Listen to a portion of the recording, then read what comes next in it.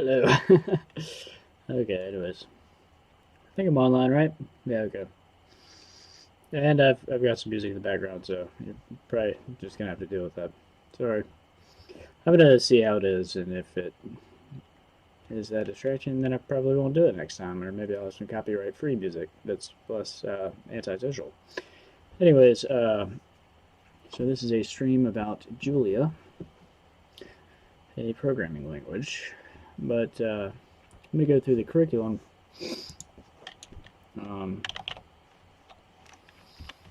In just a second. I'm going to do a brief overview on the curriculum. And then, yeah.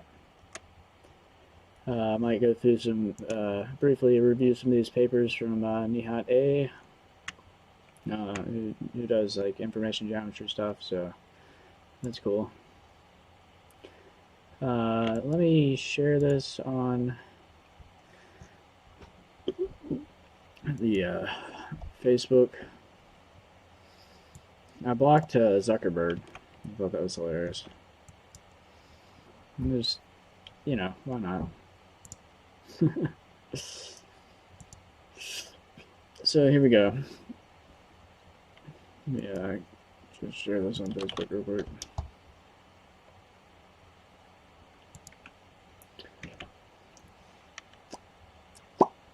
The image, the screenshot, or screen cap is Genius of Victory by Michelangelo.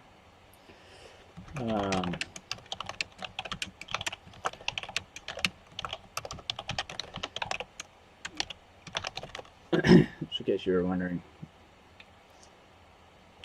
It's pretty brilliant.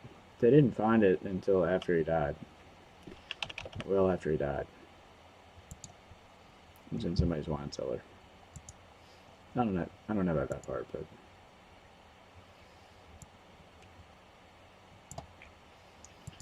all right. Let me get right to it.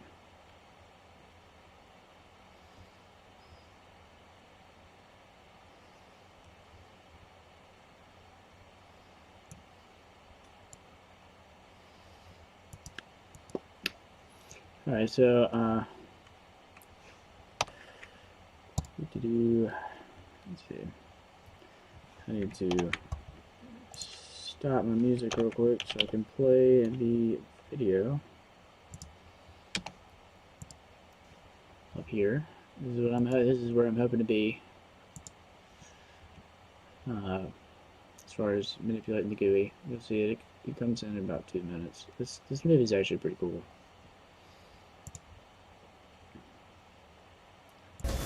What did you do to my stomach? What's going on? Blue. We've merely slipped a new package into your lower tummy. And you're going to transport something very special to us. Anyway, for a concept movie, this movie is pretty cool. But it's really not any more than a concept.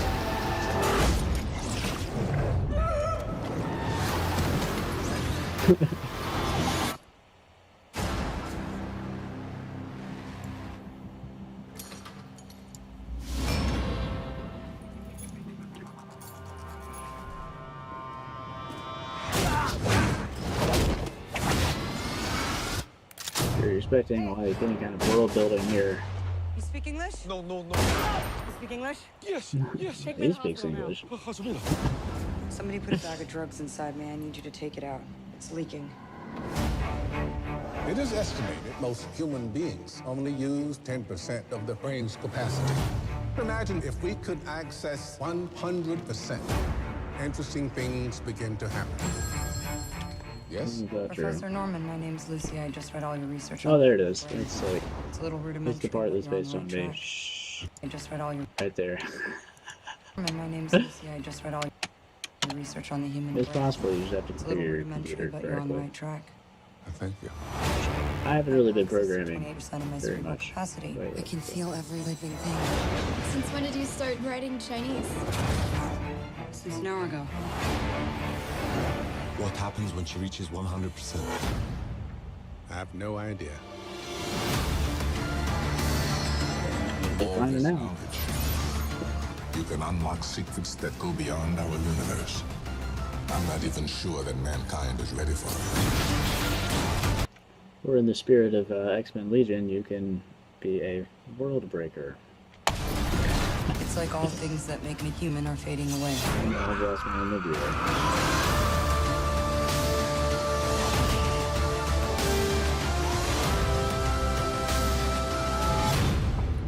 Hopefully I don't get a copyright strike for this. Technically this is fair use. Oh no.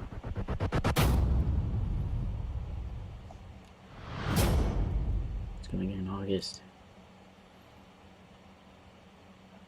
Alright, so need another one of these here. Well, let's make it a Chrome so that I can do things like this. Whoop.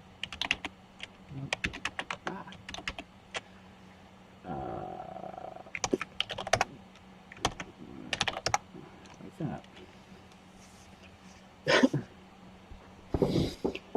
Alright. So I will need to go to, oh yeah, I need to start up Pluto. So bear with me here, I haven't really done this a lot.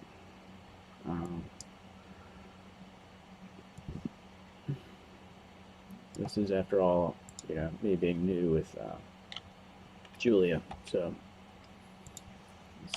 Julia cheat sheet.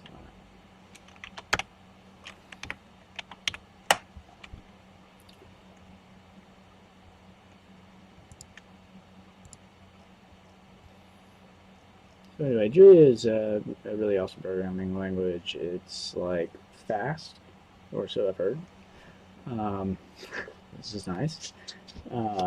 It has as many macros as any Lisp-inspired language would have. So it's got as many macros as Ruby or Lisp itself. Except these are macros that eventually get built into something like bytecode.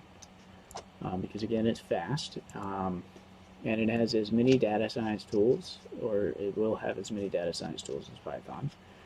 So this is nice. It can actually pull in Python libraries. And let's see what else. Did I mention that it's like compiled? It's a compiled language with macros. And these are macros that operate on ASTs. So it's almost a little more technical than Lisp macros themselves. So that's nice. So this is a language that combines the best of Lisp, Python, Ruby, and C++. It's got the speed of C++, the flexibility of Ruby and Lisp, and the data science tools of Python. So it's pretty cool. And right now we need to start, let's see. Somehow I need to be able to start, let's see if it'll have it on here.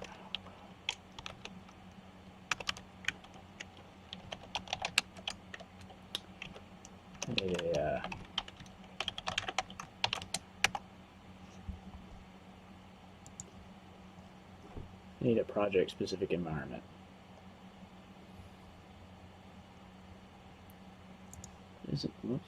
Isn't there an instantiate?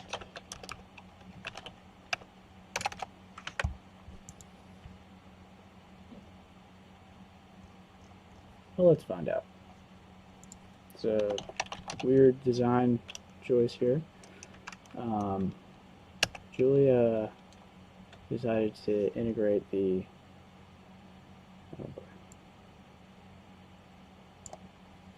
Julia has decided to integrate the package manager into the REPL for whatever reason.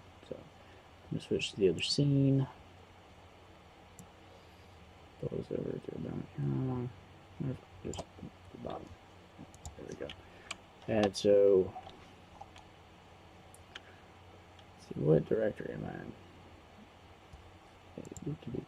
I would be in this directory, right?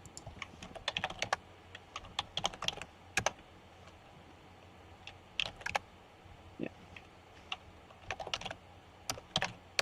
Cloned the MIT repository. Let's try to activate this, and I think it will I don't know if you do that within the package manager. Yeah, so Julia has integrated the package manager into the REPL. So in order to do that, you hit the ending bracket. You have to hit this character, and when you do that, it'll pop over to the package manager. So you can say add Catlab if you wanted to add the Catlab library.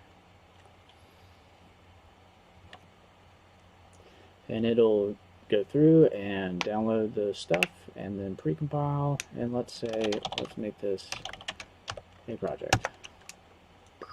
So now our project directory has a TOML file, right? Yeah? Why doesn't it show that?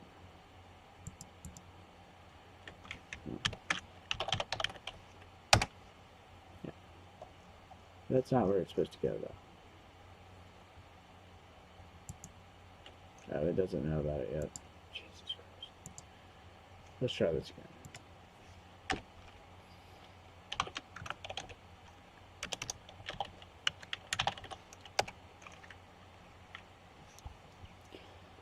So it should have a TOML file now.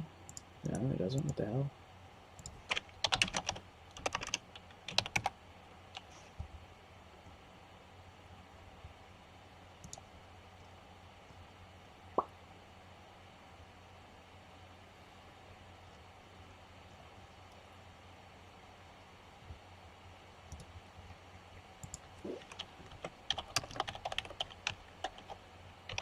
Alright, I'm going to copy another one actually.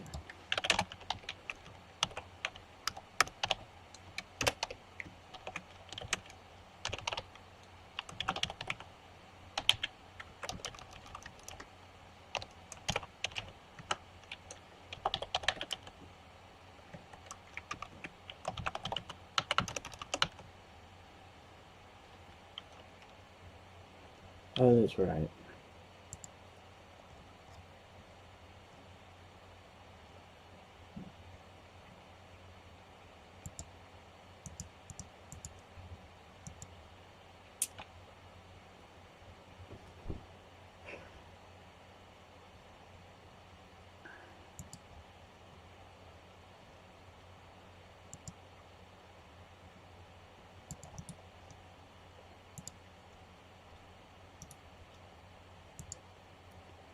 Delete that.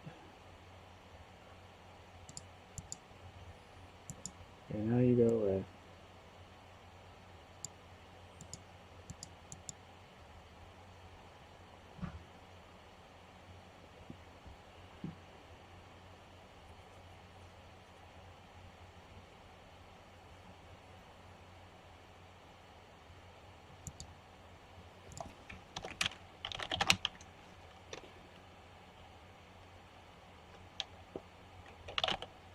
Let's say MIT.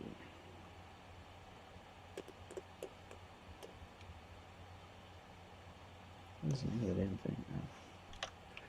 18.s191.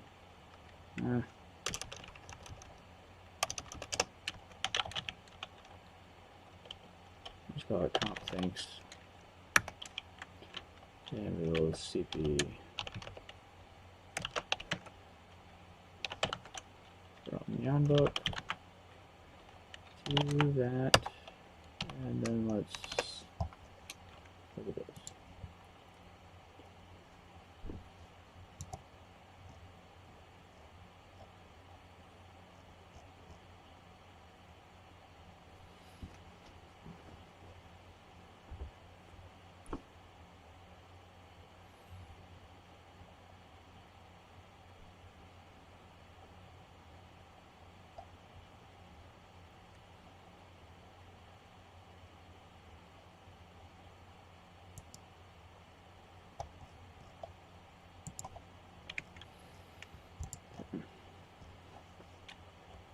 It's exciting.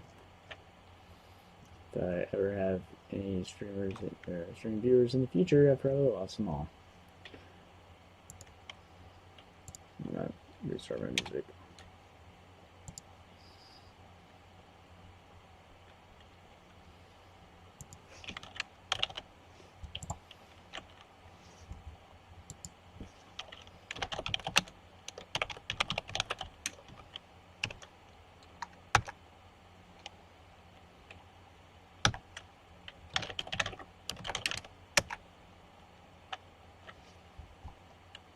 And see, it says it's created it, but I don't see it over here.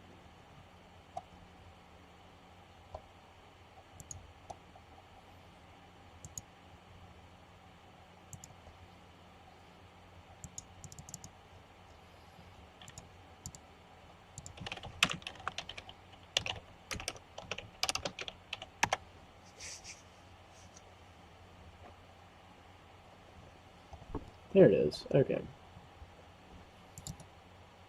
Oh, that's right. It builds the manifest into a folder. We won't really know what that folder is going to be called because we're noobs. So we'll have to just move forward with it then. Alright. Oh my god, dude. What the?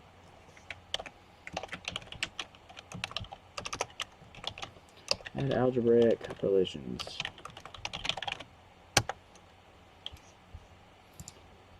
Alright, so here's the syllabus. The first week, I mean, it gets right into it, really. Let me move this over here. Put this on the left. This on the right. Gonna want algebraic Petri. Hopefully this doesn't increase the time to first time to plot, which apparently is a problem in the Julia community. If you're working in a Jupyter notebook, then it takes a while because you have to import all the libraries and you basically have to download them, I think, and it has to precompile them while you're waiting to be able to type code into your Jupyter notebook. And the Julia community refers to this as time to first plot. Okay.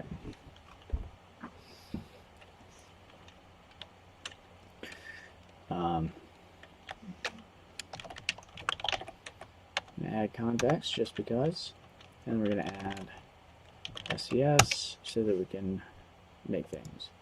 I do have to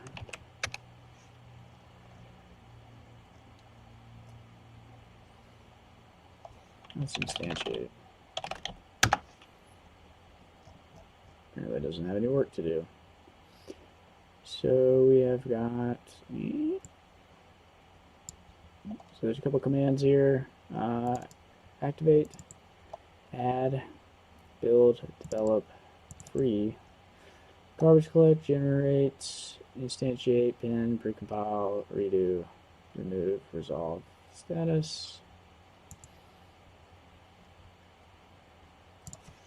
Yeah, so here we're going to go update.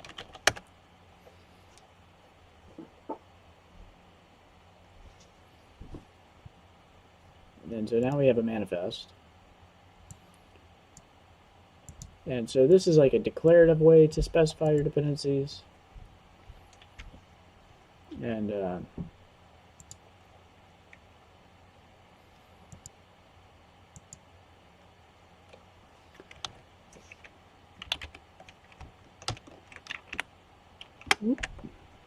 gonna click the wrong file here. Oh, whoops. Okay.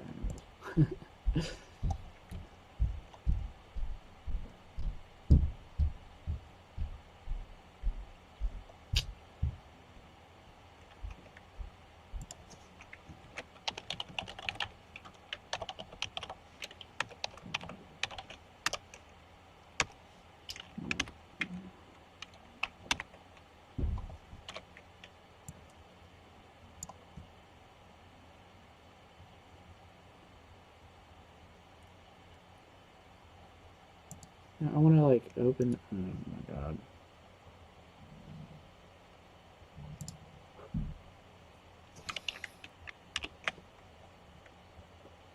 Just want to make sure I have my stuff in here.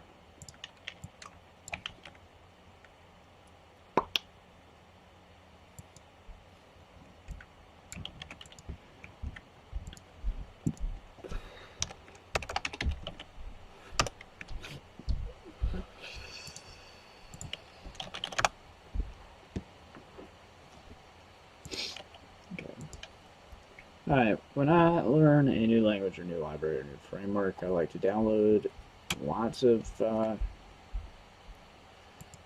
stuff.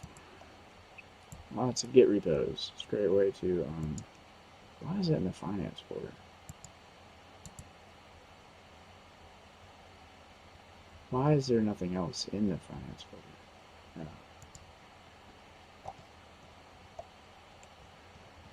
It's weird. This is a good one, Miletus. So Julia Finance. Philippe Norris.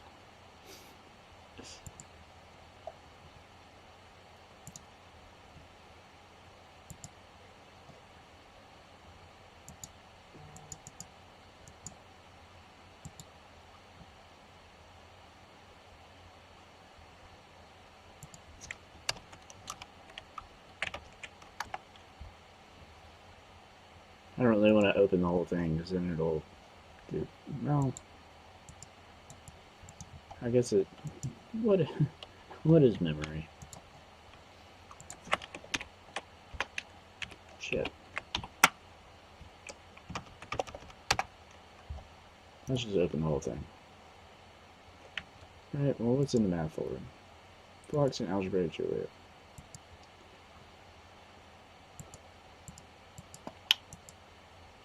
Why is this glitching out? That's not a good sign.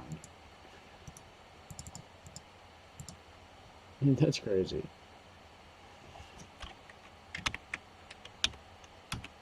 Oh my god, dude. Here it is. It's a good way to get plenty of examples of code.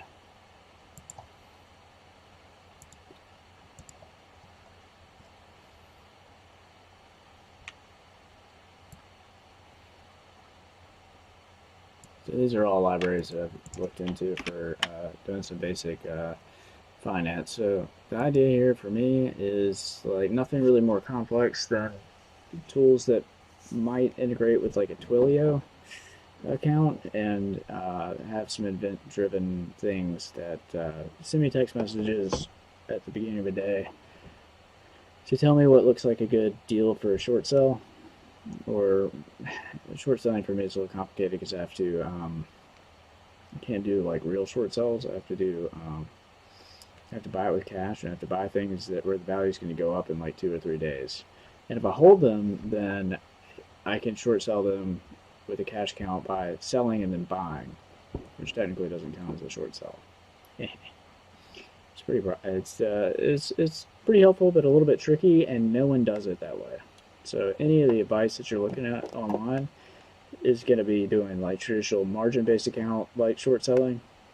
So you're not going to, it's like a totally different mindset. There's not a lot of people that do that. So it's a dynamic that doesn't really stack very much. Because you are buying low, waiting, and then selling high. So it's not buy low, sell high. It's buy low, wait, and then maybe sell high, and then immediately buy low after you. So you sell high when you expect there's going to be a drop.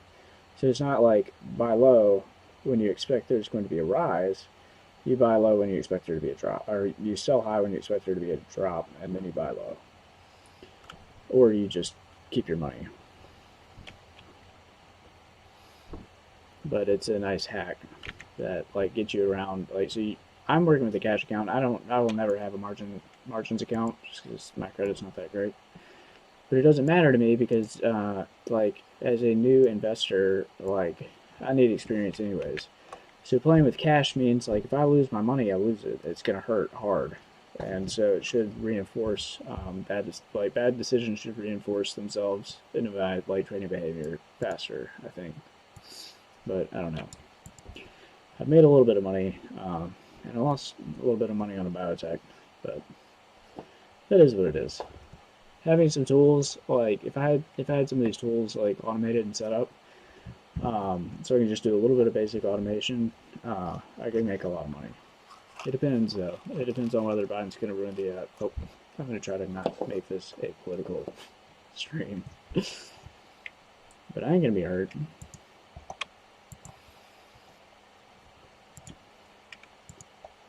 Anyway, so let me get to, so we're in the package here. We've activated the environment. Let me go through the the syllabus here. So we got week 1. They do like a bit with images. I hope I don't actually have to watch the lectures because that's going to mean that I can't really do this. Or I mean, I guess I can, but and then it intros you abstraction, I guess, in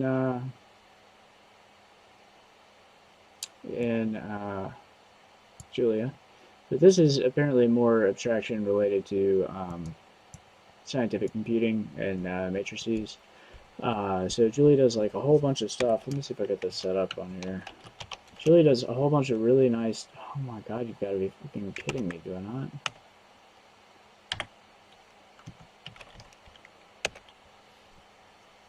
I think I can actually just download it. Oh, no. That takes forever. No. Let's get his each layer. Let's see what happens.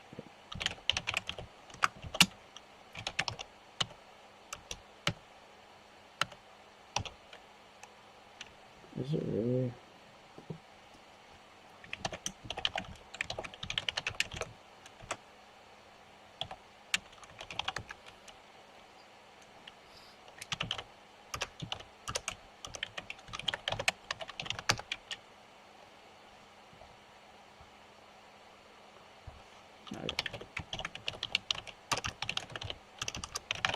So Julie does a whole lot of cool things with matrices, and I'll show you the documents in just a second.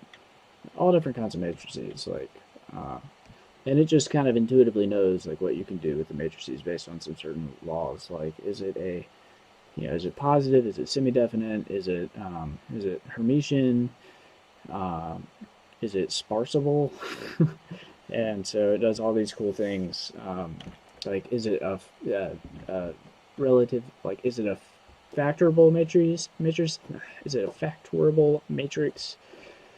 Is it a matrix that lends itself to cheap and easy factorization? Because if it is, Julia kind of intuitively knows that, or at least that's what it feels like when you're working with it. Now, Python, I'm sure, does a lot of these things, but these are routines and subroutines. A lot of them written in Fortran because they're part of BLAS and OpenBLAS and Atlas and LeBlanc and whatnot. But Julia exposes them to you in such a way that makes it easy to. I got a loop here where it fell. Wow. Okay, that doesn't really work. Oh, shit. Anyway, Julia makes this all easy. Isn't it right, Julia? What the hell?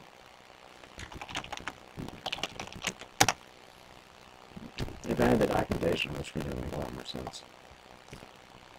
Como timing this.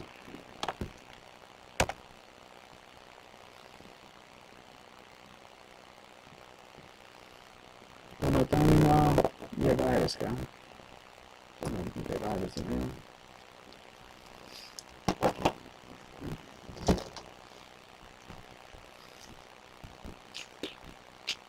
Let's go compile. Includes multi-thread. And all the threads. Okay. Anyway, so that's what it means by instructional abstraction. Basics of arrays in Julia, basics of arrays in all languages, pretty much the same. Sort of depends on how you want to work with them. Sometimes you can get vector optimizations, optimizations in arrays, and that's what they're going to talk about here. Julia gives you vector optimizations for arrays, so you can read and write large chunks of memory all at the same time, which is useful because you do it in one CPU instruction. So long as the arrays are contiguous, or at least fairly contiguous. Quasi-contiguous.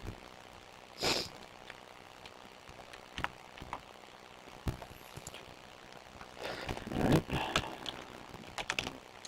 I was trying to get this to work on Docker, but Docker may seems really complex. And with Pluto, I don't need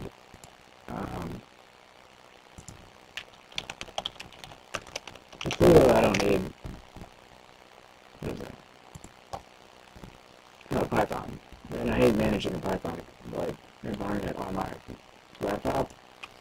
But then using Jupyter with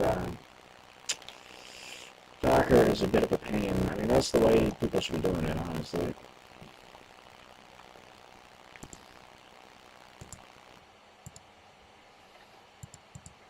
Alright.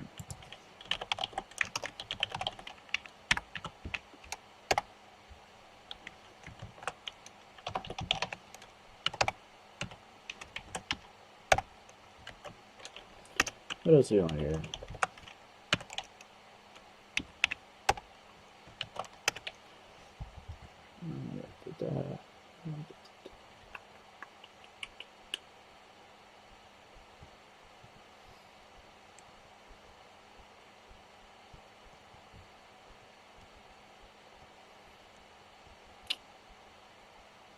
The documentation browser is pretty essential.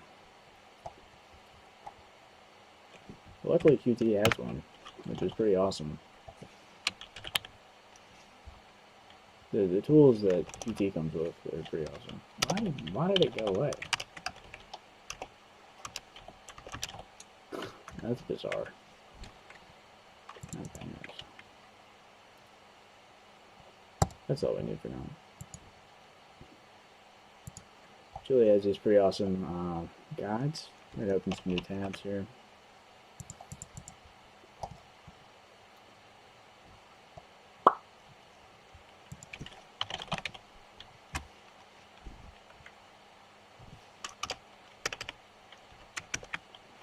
Why does it not?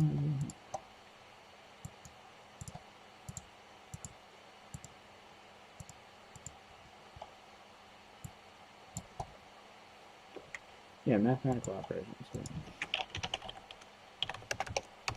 Nope.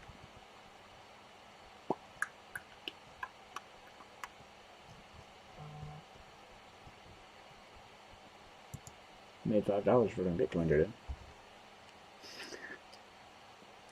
I got my $5 and got out.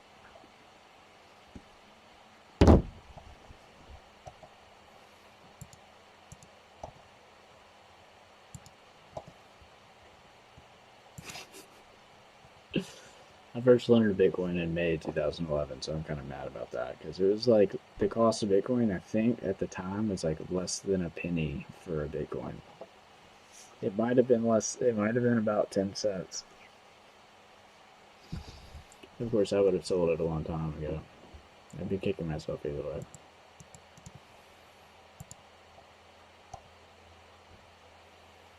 Where the hell? Yeah, but see, Julie does all these things with ASTs. So you can write macros and you do all the specification on ASTs. It's like shorthand for what it would look like in, well, it's like shorthand for specifying elements of a AST. And this is what it would look like in Lisp, basically.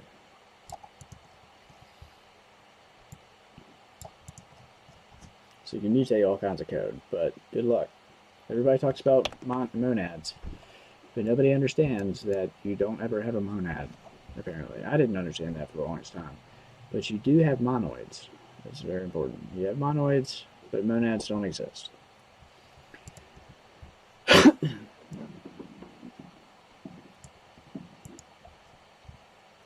Alright. So we got the documentation, Pluto. Let's get Pluto up.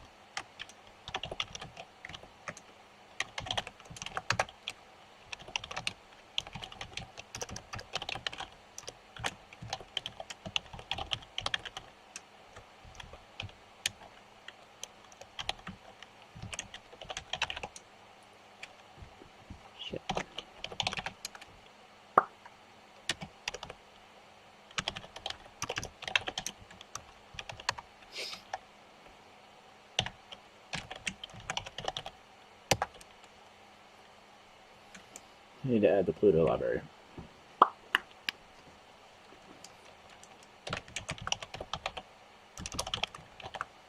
Pluto UI.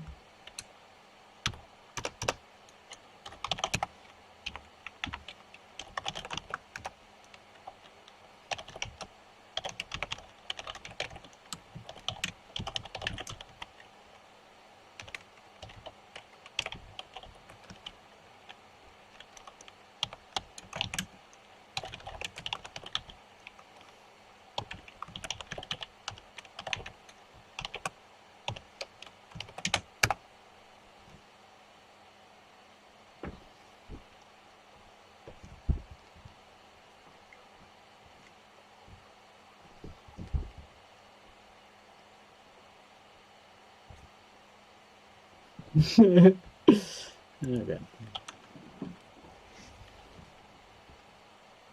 So we got plenty of sample notebooks here.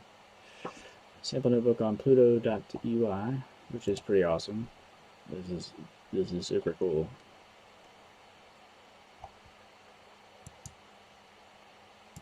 I click in your general direction. Yeah.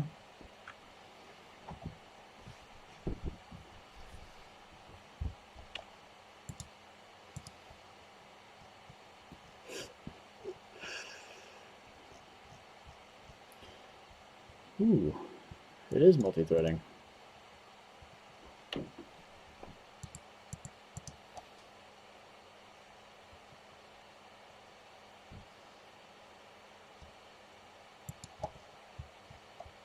Yeah, so you see,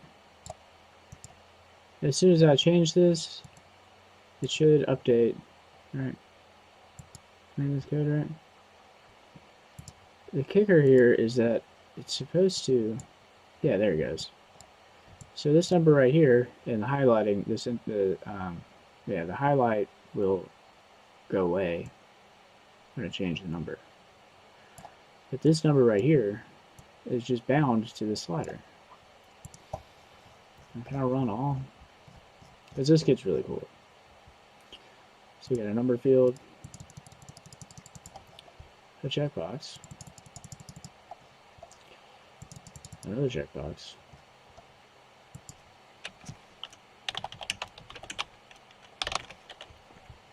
text box. To dancing on dat men liefde.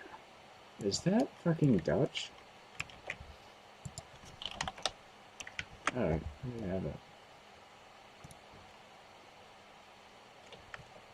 Hey, what the hell?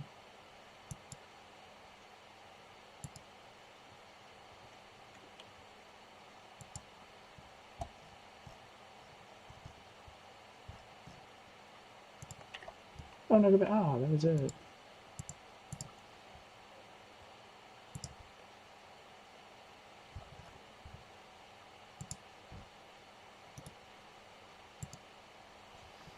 I get him a tag.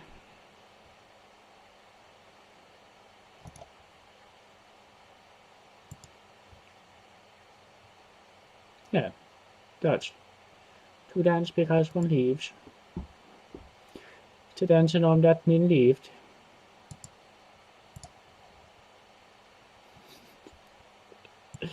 So open the chute. You open your chute. You open your chute and stick in the boot.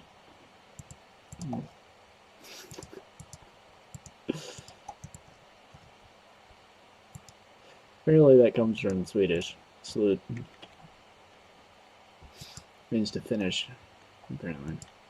Or to start too soon. Yeah. And then finish. I found out what a salute cover was.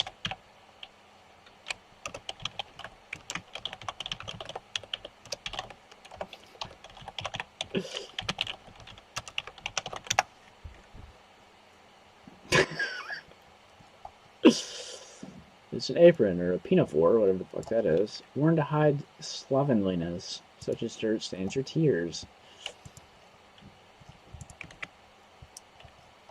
I guess in case you're cooking, then you and I covered some grease stains real quick.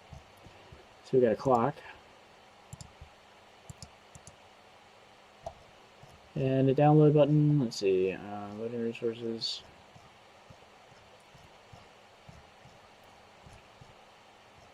Why does it have to be so difficult?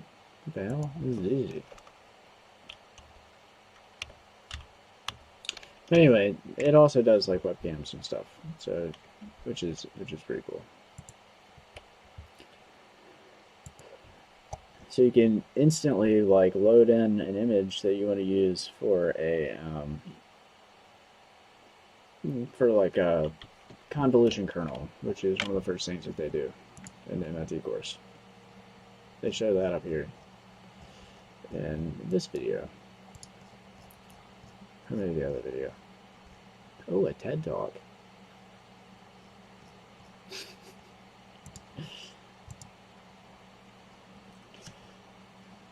Explain it to me like I'm 5, 10, 15, 25, or 50.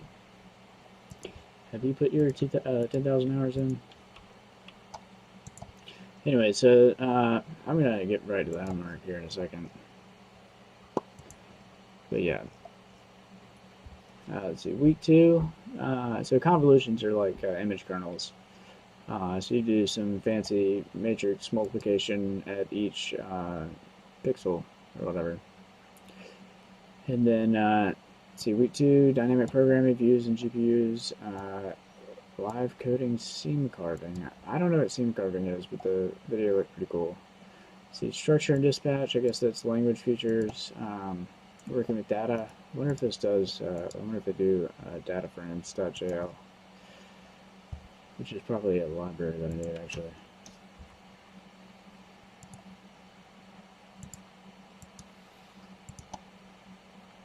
Introspection, coded data visualization, probability via computation, computational thinking, graphs as matrices. Graphs are matrices, by the way. In case you didn't know. I got a new textbook today, or yesterday. I'm going to get another one.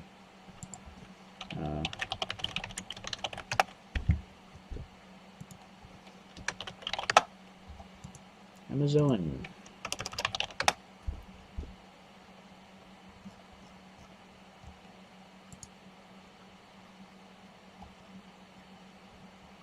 I spend all my money on books.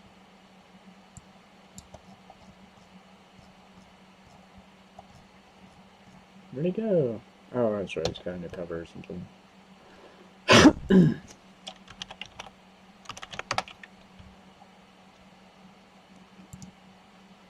I think this is it.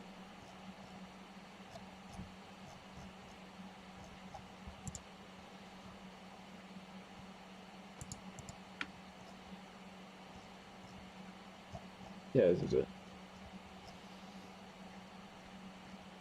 It's like a combination of like not challenging enough and also like too challenging, but it's not really challenging. It's just like too much detail all at once.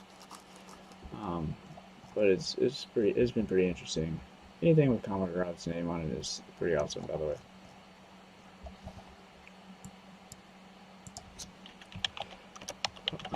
Komagorov. If you've ever heard the phrase "go super critical,"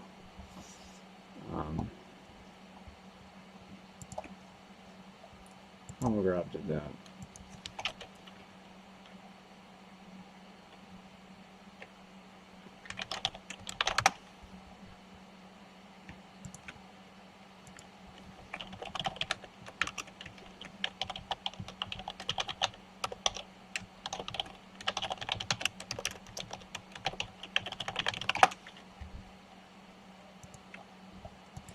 Basically, it's like a random graph theory problem where you're looking for like a path through the graph, but you're generating random graphs. And if the graph is like totally connected from one point to another, or something like that, then it's super critical. So all parts of the graph affect all parts of the other graph. So it's useful as mathematic theory when you're dealing with like filtration. So if you've got like some kind of like mesh of something, like an N95 mesh, N95s are basically spun fibers, and they take a long time to make because of how they're made, and there's basically no other better way to do it other than using metal organic frameworks. But even then, like, so the problem is, like, if you filter too much, you don't have airflow. If you don't filter enough, then you don't have filtration. So the Kolmogorov-01 law is kind of relevant to this, but the idea of a supercritical or supercriticality or criticality, I don't know if it's actually criticality, but basically, like, is there a path for air to flow through the filter? So you're modeling the filter. So if you take the inverse image of the filter, then you have parts of the filter that are not connected to the interior or the exterior, and those would not aid in filtration. So if you have too much of the plastic lace like laid down, then you don't get a filter. If you have not enough, then there's like wasted air. Like, so if there's too much of the plastic lace laid down, then you have not enough paths for the air to flow through. If there's not enough, then there's too many gaps. So you have to control the gap size between these different plastic fibers that are used to filter the air. And so you want to know how many paths are there through that, it's not really a lattice, but through the lattice of like plastic fibers from one part of the filter, from the exterior of the filter to the interior of the filter, and from the interior of the filter to the exterior of the filter. And so you use, I think, the 0-1 law, maybe, but you're not looking for the presence of one graph or one path through this graph. So again, the graph is like the pockets of air, like, so the pockets of air are like nodes, and the paths connecting all those pockets of air to the filter are the edges. And so how many paths do you have through the random graph? And so if you have a lot of paths, then air flows easily, but you need air to flow in very specific ways, and you need to constrain like the size of those pockets of air so that they're not too big and they're not too small. Math. But anyway, Kolmogorov is really cool. See? I don't even know what that is. I could probably tell you. I don't really feel like looking at that right now. Oh yeah, and then, so I just now got that information theory textbook, and I'm getting this other one by Nassim Taleb. Excuse me. 500 pages, I think, about 500, right? Yeah, 446, and you can actually look at this one online. But I don't like looking at PDFs. I like to get away from the internet. It helps a lot. Anyways, so, no. So what does this one cover? Genealogy of the inserto.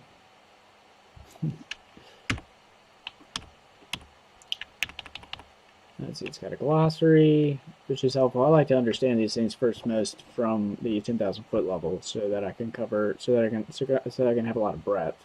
And then some topics I like to drill down into. That's just me trying to cover up, not really understanding everything that I'm talking about.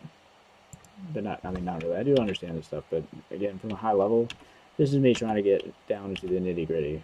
But so, let's see, fat tails. Anything with fat tails is actually pretty complicated. You have to deal with Power laws and like the concept of the alpha parameter. And alpha parameters are typically between like 1 and 2. So anything outside of 1 and 2 is like kind of pointless. Not necessarily pointless, but it tends to not have power law dynamics or is something else.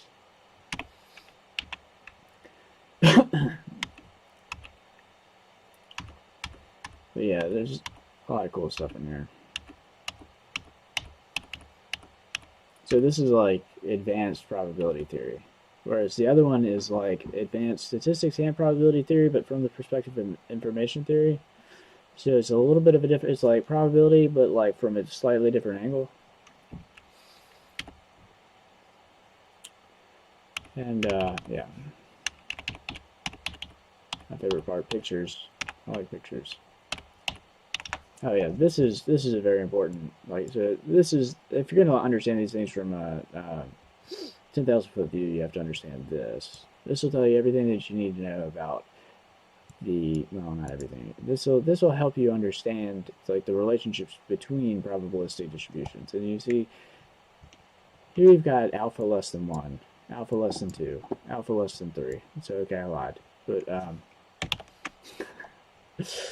and these are just how different probability distributions relate to each other, and it tells you whether or not they have means, whether or not they have whether or not they have means, whether or not they have variance. Those things can be infinite, which is really confusing, because if something has an infinite mean, does that mean that it's always infinite when you grab something from the probability distribution? No, it doesn't. Isn't that interesting? And then here you've got your forget about it distribution. Forget about it. This is a really deep, so understanding what this means and how these things relate to each other, it leads to some really deep insights about the nature of probability. And what is measurable. And then I guess there's some underlying things that you import from measure theory itself. So if something has an infinite mean, what is that like? How does that change the measure theory aspects of that thing? Is it immeasurable? Probably. I think. I don't know. I don't know. That's why I'm buying the book. Discours pour montrer que les doutes de la philosophie sceptique sont de grands usages dans la science.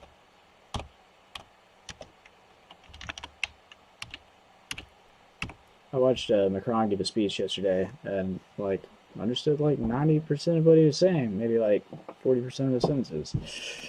My comprehension is really bad, but I can read. Let's see what else is in there.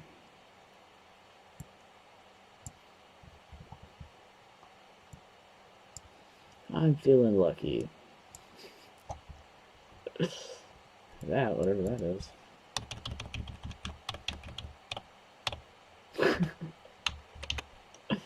Wow, Mandelbrot. What the hell? Oh, that's just part of Mandelbrot.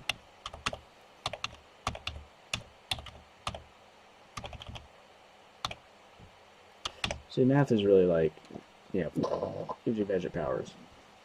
And it's really like the science behind alchemy. Whereas alchemy is like metaphorical chemistry, which is really powerful if you understand that idea. This is the math behind that metaphorical chemistry. So like people as particles, like reactions as processes, processing people as particles through these things to like pair them together or transform them in some way. It's all very powerful stuff, but again, very metaphorical. So there is no gold. Sorry. The lead is you.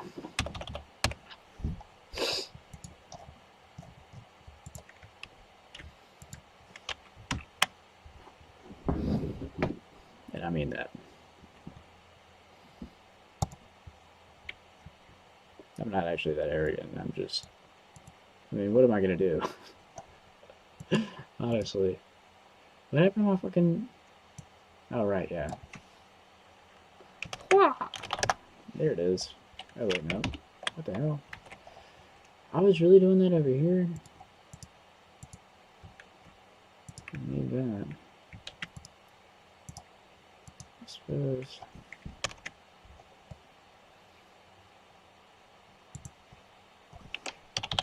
Oh, I never opened it up. Wait, I did, didn't I? Includes a secret.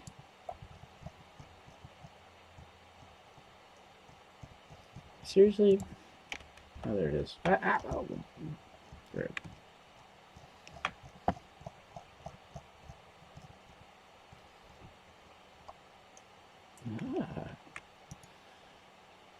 And copy the thing, you asshole.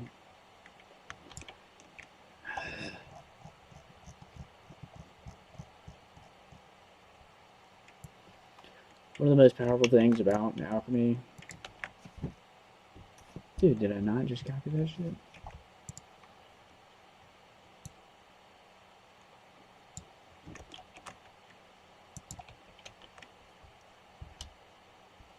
Okay. Oh, right, yeah, I closed it. 7 laws of hermeticism. So if you ever wanted some secret knowledge here, here it is. These are 7 patterns that emerge in the math behind anything and everything. Although the book, The Kybalion, was written in like the early 1900s, it was probably written by the Triangle, I don't know, Illuminati or whatever.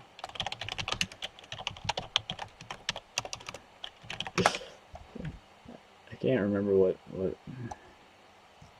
there's some like Triangle Illuminati, I don't know, but they were the ones active in America. Like Edison was part of them. I don't know, like Edison and like the late 19th century technology people apparently had their own little Illuminati. It's such a like it's such a vague word.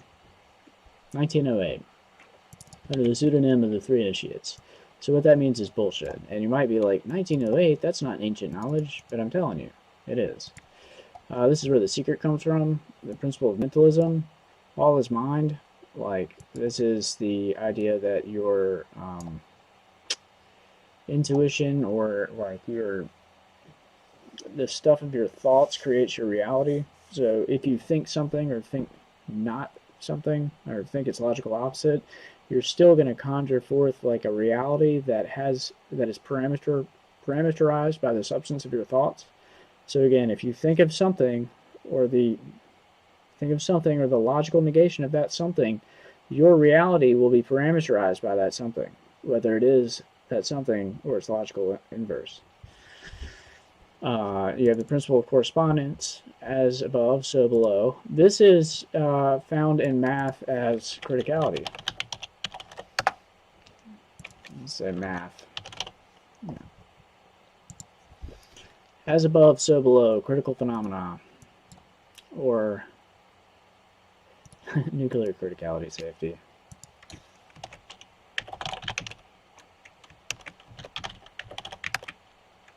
No.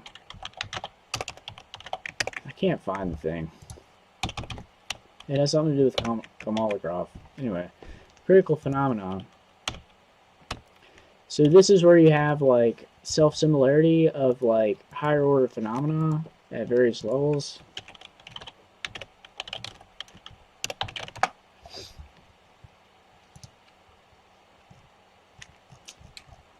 What is it called?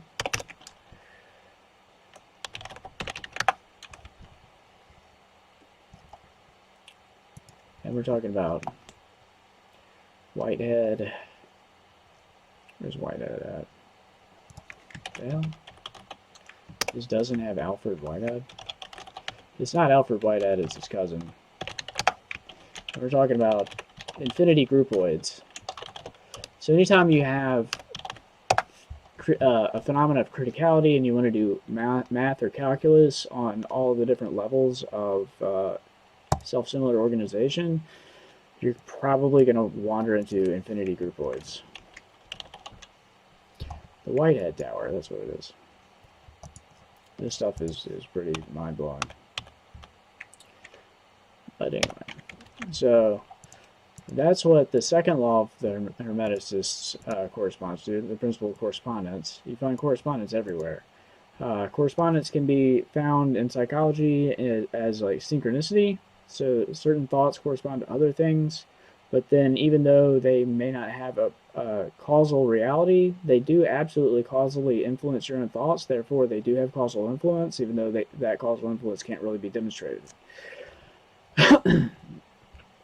Then you have the principle of vibration. This is like the spectral like perspective on everything. So in terms of math, you see this in Fourier analysis. You also see this in wavelets. So, yeah, that is the third or fourth law. Principle of vibration. Things vibrate at, and so and wavelets actually is like the intersection of the principle of vibration and the principle of correspondence, because again, it has anything that is decomposed into wavelets has the decomposition is basically self-similar. It's like inherently self-similar. The principle of polarity, you have positive and negative. This is necessary for calculus. The principle of rhythm is necessary for cycles. The principle of gender is necessary for types and typology. The principle of cause and effect is what connects everything together. So there you go. There's your fucking, like, course on occult bullshit.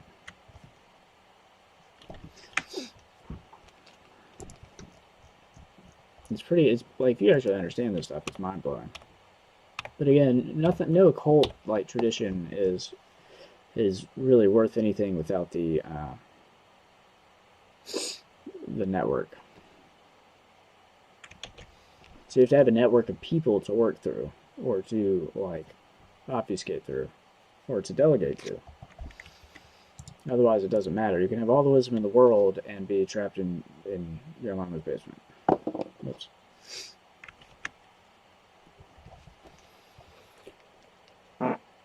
Sorry.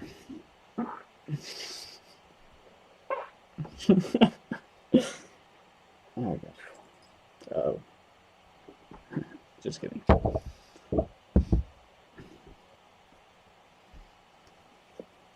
Mask up, yo. You know, I realized recently, like, that I was cleaning stuff where the droplet sizes were smaller than viral particles, and I could smell that shit. You know what that means? Those masks don't really do shit. They do help, like, a little bit, but if it depends on the social and cultural response to the mask policy. Like, do people wear them, and do people wear them appropriately, and do they change their behavior when they're wearing masks to be less safe? And this is why, like, the federal government was like, no, Americans can't handle that. Because the sociocultural response is necessary to determining whether or not a policy is actually going to be effective in the end. This is what the left doesn't really understand. You can have the best policies in the world, but if people don't really respond well to them, you know, either trying to respond in favor of the policy or against the policy, like, if for whatever reason their reactions don't cause the policy to work, then the policy fails. And there's always first and second order dynamics in response to anything the government does. And if you don't take those into account, then your policies can fail. Anyways, let's see, what am I doing here? I'd like to open a notebook.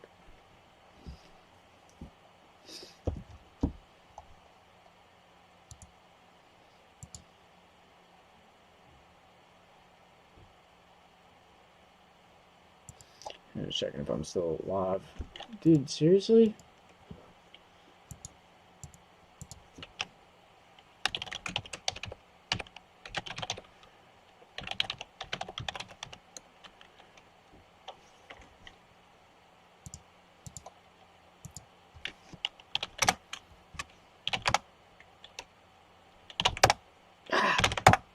What the? Thank you. Why does this not work over there?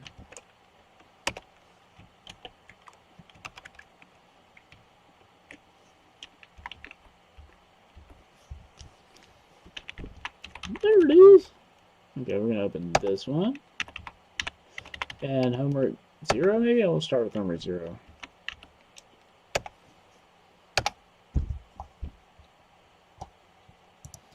Square root by Newton's method, okay. Given x, output, oh boy.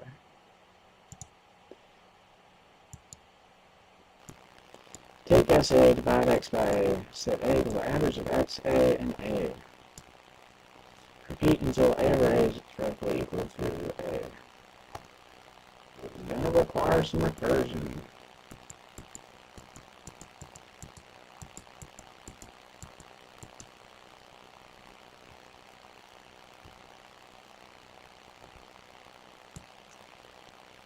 Scroll down the page to see what's up. I don't know what it is. This is like Newton's method. It's like an incredibly simple version.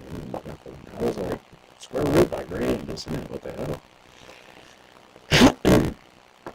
Newton was really smart, but he was not as smart as Leibniz, and that fucker stole Leibniz's credit for calculus. And that's a fact. But Leibniz probably also stole a lot of other people's ideas, because his daddy was all involved in 17th century academia, or maybe it was 18th century.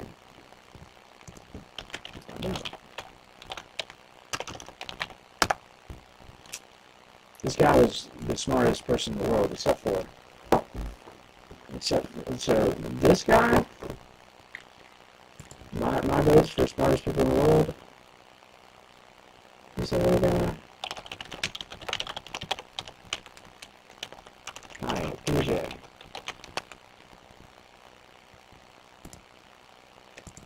And the most intelligent.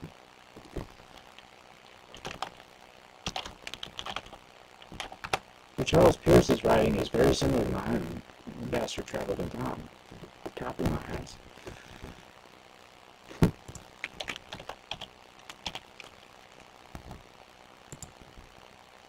Three most intelligent people in the past, let's say, 300 years. Gottfried Wilhelm Leibniz, Jean Piaget, and Charles Sanders Peirce. In other words, look, this guy. What the hell? This guy.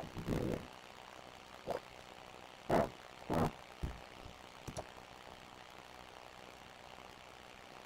You can't transform that? Yeah, this guy right here. Whoop.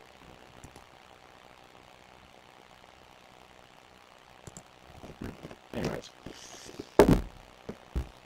He was a very mathematic person, drew a lot of inspiration from Whitehead. A lot of people said he was very smart, but he got ignored.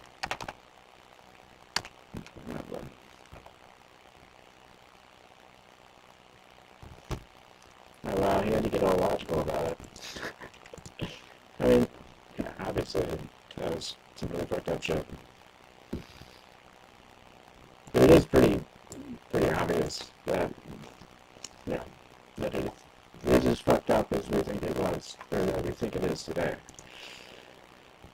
At least he picked the right side of history.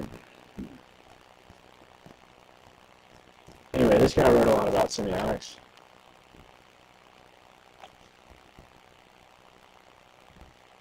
Huh. That's pretty mind-blowing.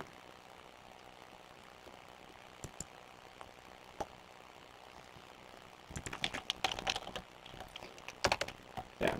His whole idea was, well, he drew a lot of inspiration from Whitehead, which apparently is not, no, there it is.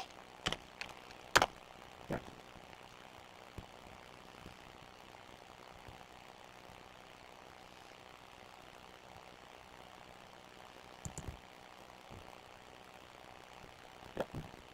Okay, so apparently, no, apparently he did not take that into account.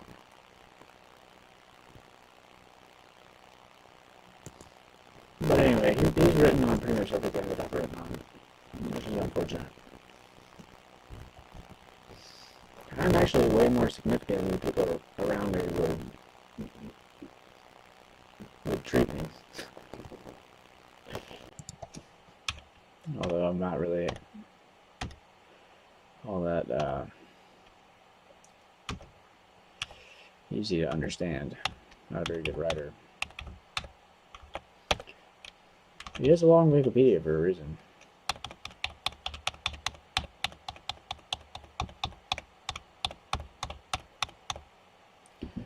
Almost 30 pages long.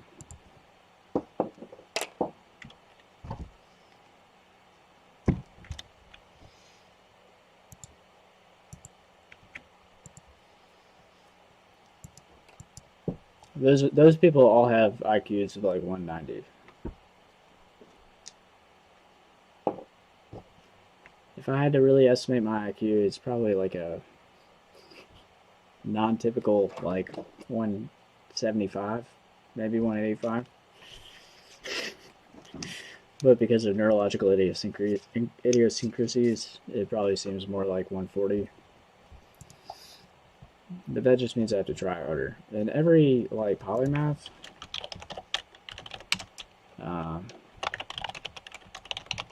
has idiosyncratic psychology. I have idiosyncratic neurology, which is mostly to my own deficit. But it is because of the idiosyncratic neurology that I'm more aware of neurological things, and it's what results in my compulsion to try a little harder if the depression doesn't get the best of me.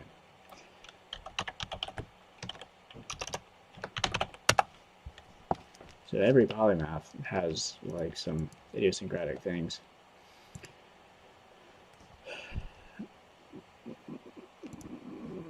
Whose paper is this? Angela Cotelasa. This lady researches polymaths.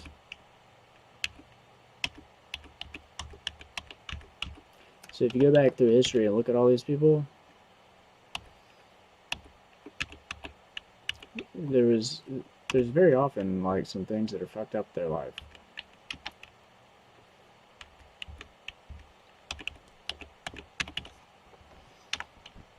It's just a damn shame when that gets the best of, society.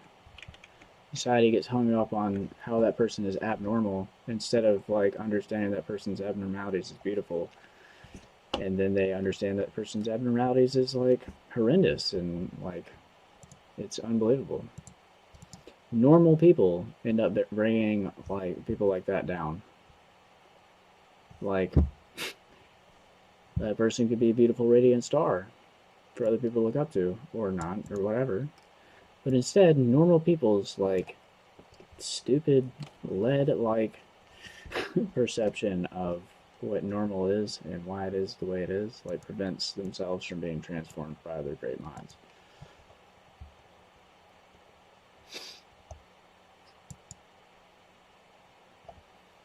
Anyway, this functional ensemble of temperament is pretty powerful.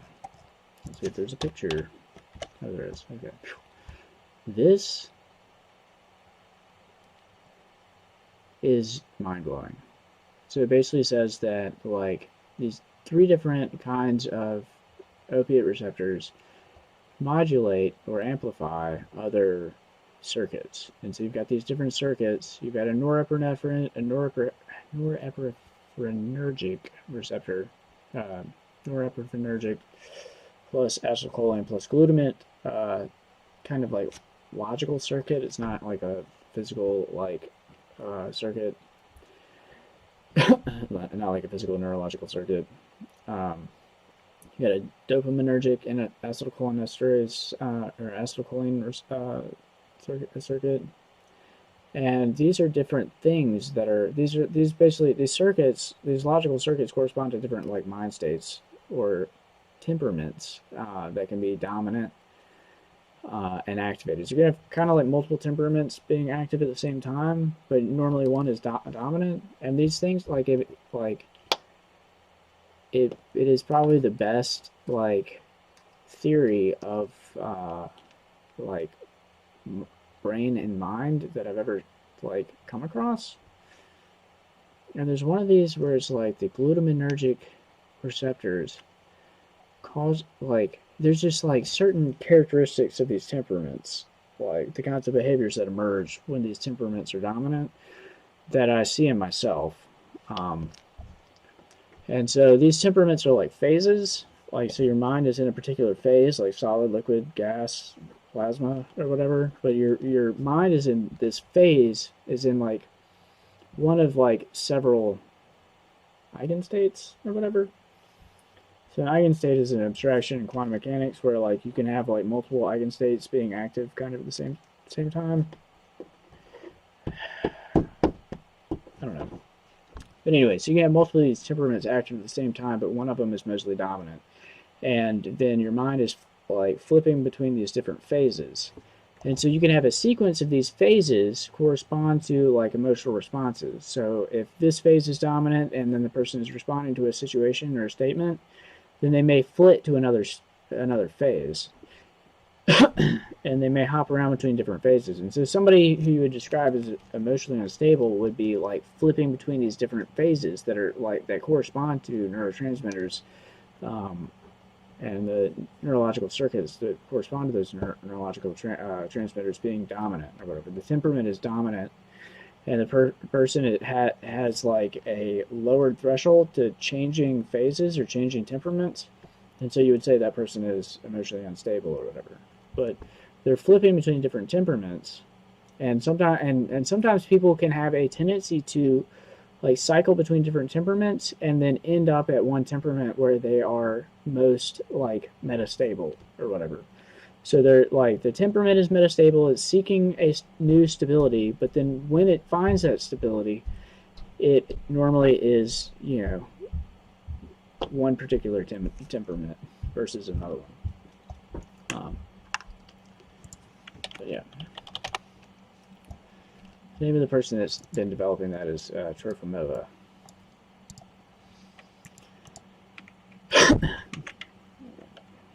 And she studies polymaths a little bit, I think. But yeah, pretty powerful.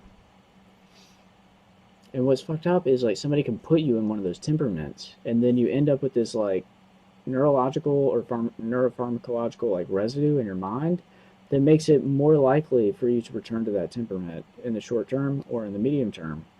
So like your situation can like affect your mind state. And like so if somebody like makes you anxious or makes you angry, like the probability of you returning to that temperament again or to a particular temperament again is much higher for a fairly long amount of time, because your brain has produced these like neurotransmitters, and then like because those neurotransmitters are still floating around your brain, like, and this is like an oversimplified explanation, but because of that, you're more likely to return to that temperament again. So make somebody angry for a particular reason or make them sad for a particular reason, then 30 minutes later, if you do something similar, they're more likely to like enter that mind state again. So this is what's responsible for somebody being pushed around at work or school, and then they come home and they end up transferring that anger onto, you know, their wife or spouse or parent or brother or whatever. So it's like there's some really fucked up stuff that you can do with people emotionally, and this kind of explains it. I mean, it helps me kind of understand, like, okay, like I've been in that emotional state, you know, better kind of like, you know, like once you acknowledge that you're more likely to like do that again, or that you're more likely to act in a certain way, you won't do that or whatever. But like if you're unconscious to the tendency of it, of returning to those temperaments, then you're under the control of the you know, you're like a leaf in the wind or whatever. Like you're under the control of forces that you don't understand. But as long as you understand that, like, you should be, it's like that Linus Pauling quote, do unto others 20% better than you would expect them to do unto you, to correct for subjective error. So as long as you understand that these things work the way they are, you can sort of separate yourself from them. But if you don't understand what's happening, you can't.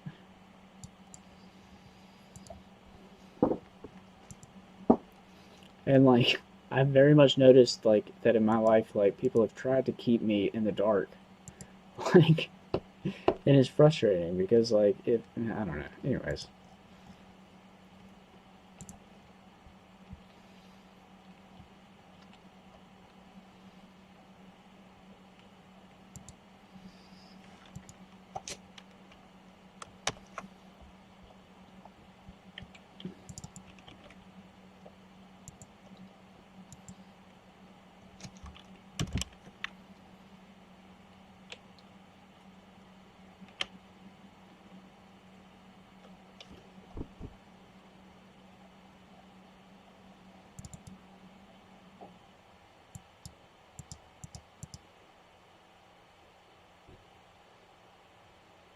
I just don't understand the format that they want me to.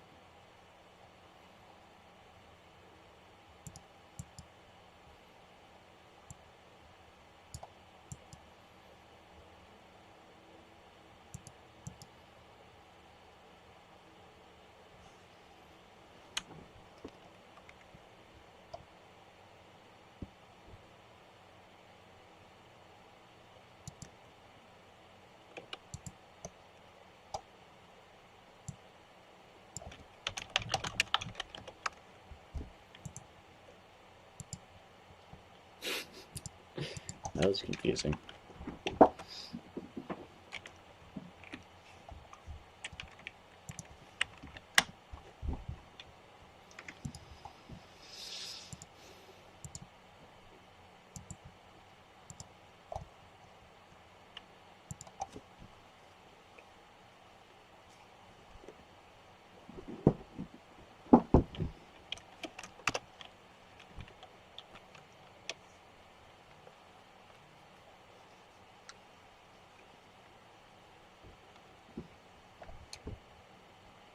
Oh boy.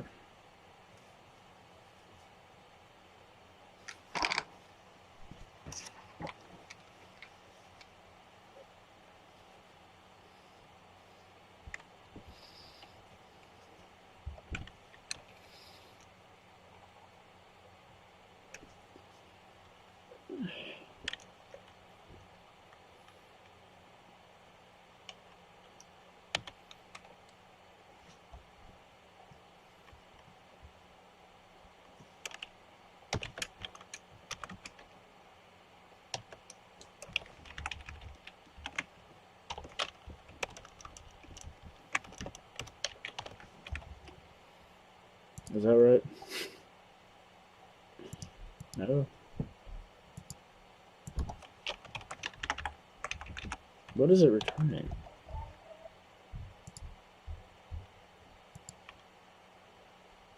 Oh.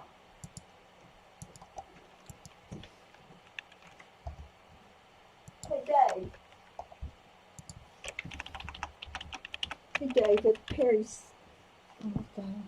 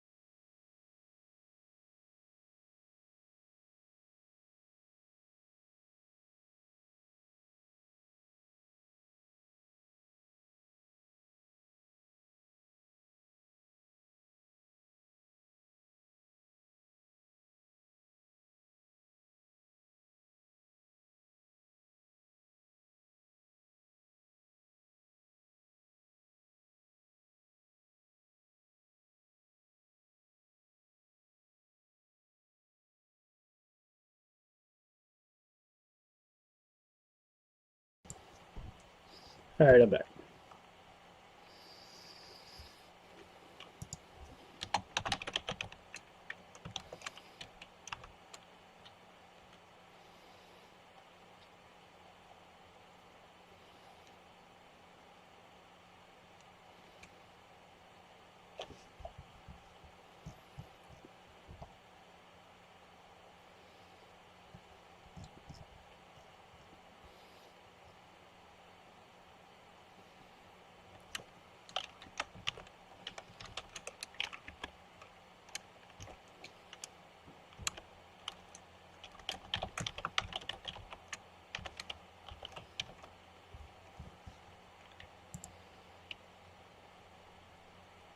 Oh shit.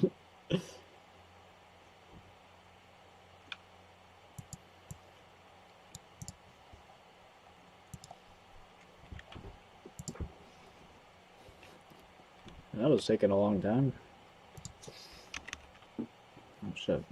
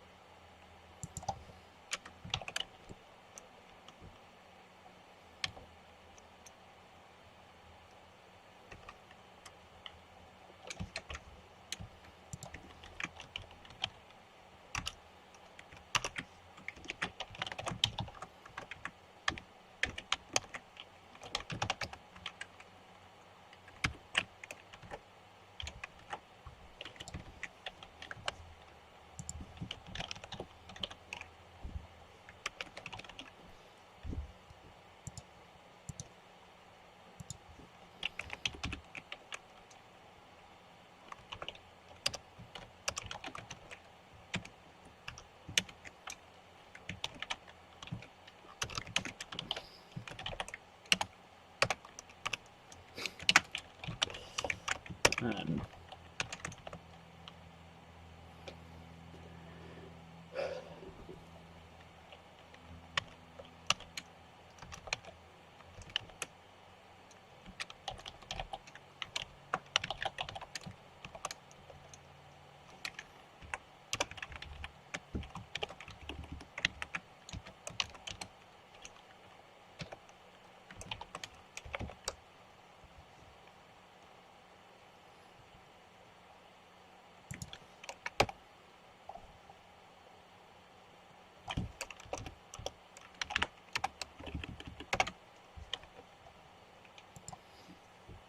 the hell?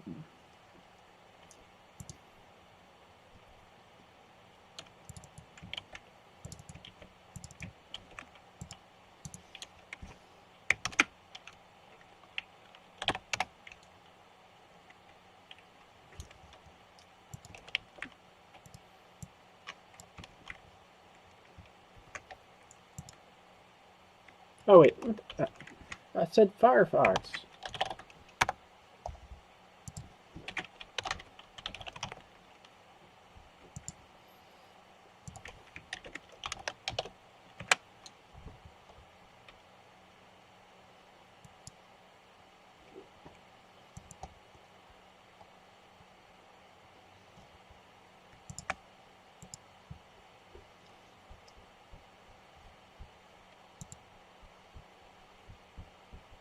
Need a trampoline.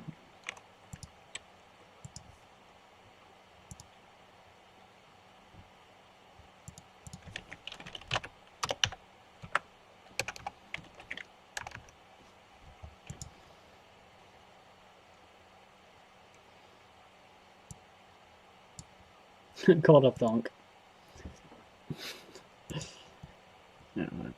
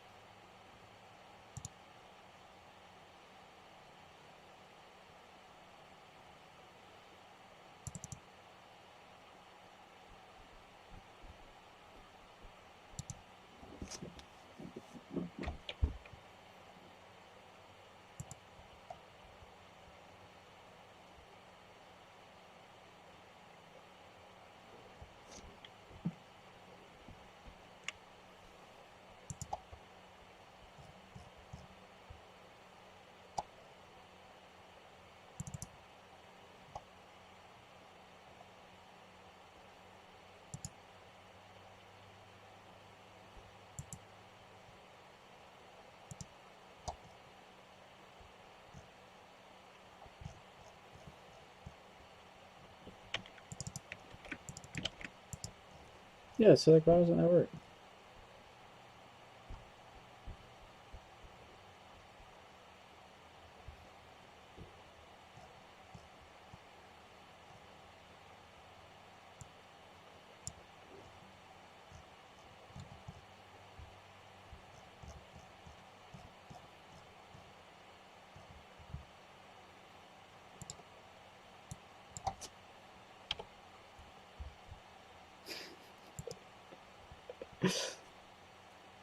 No?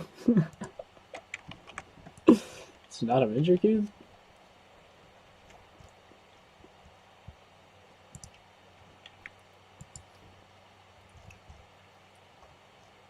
Why can't I do...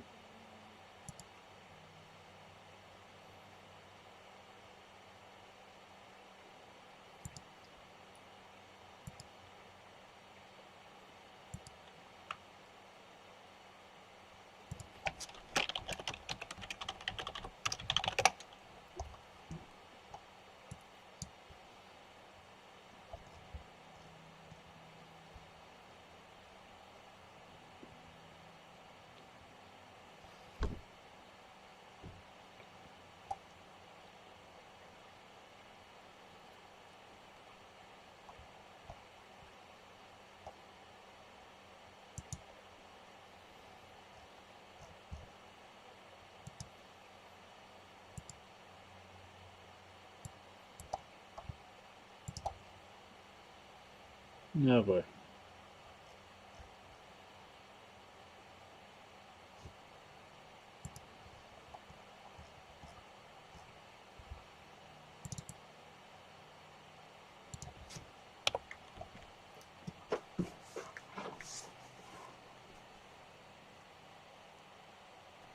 Recursion.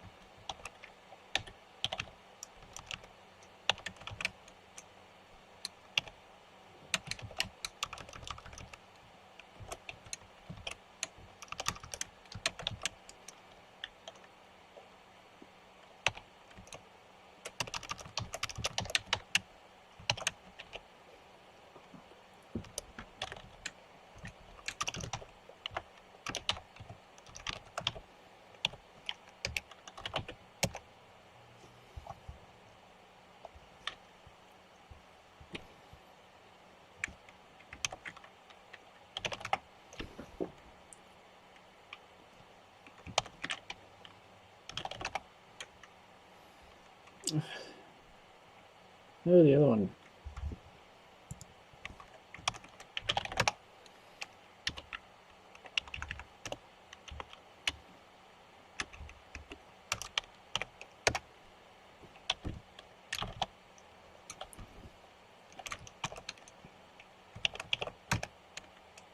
Yeah, so what the fuck is the problem?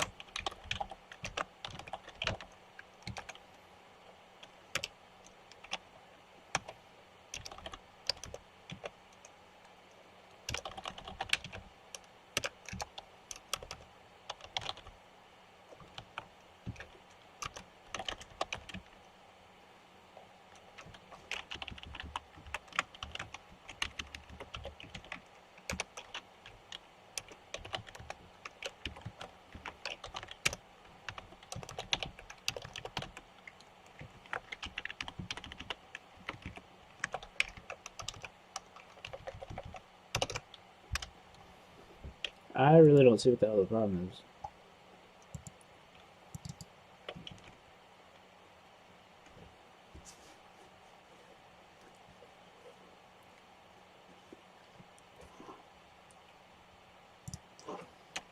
Is it because it's trying to run that?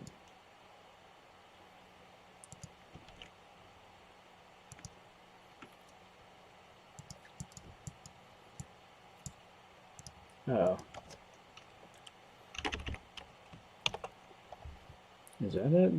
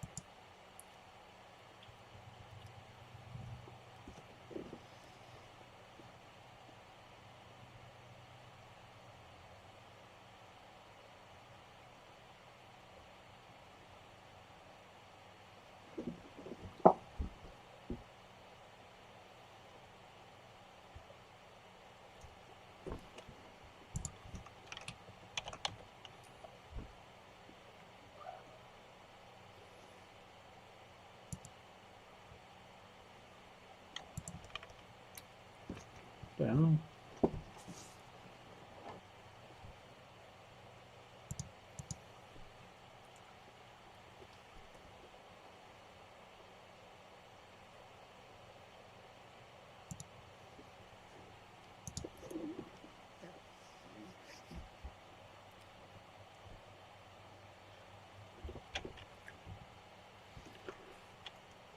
Can I debug this code?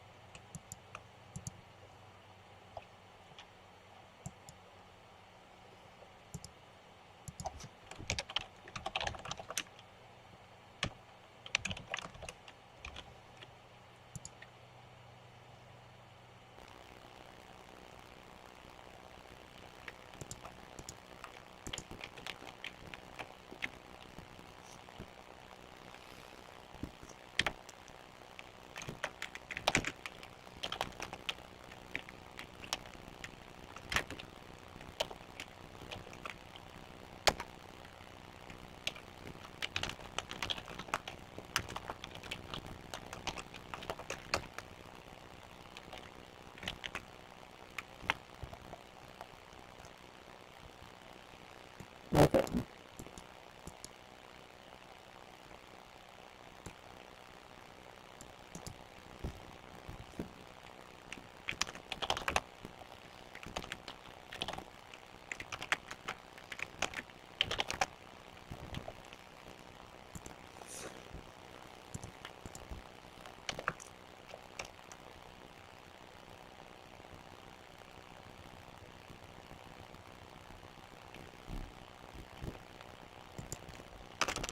Is it stop now?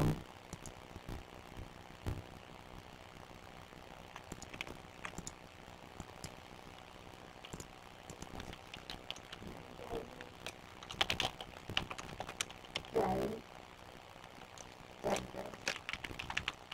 Hey David,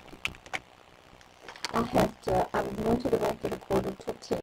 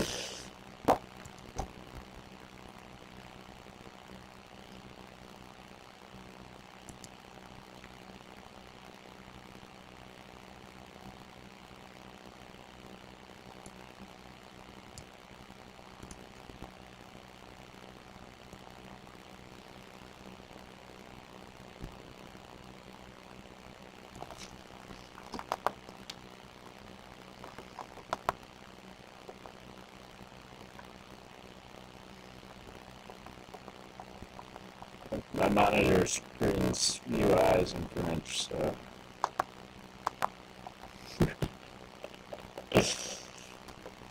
Funny story, so if you want to get around censorship, learn other languages. There's a lot of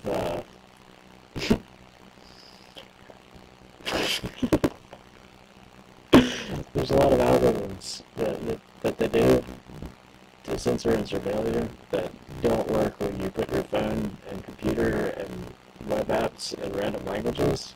They don't work anymore. Anyways. But you have to actually understand what the settings are. That's one thing. And you have to use more than 2 languages.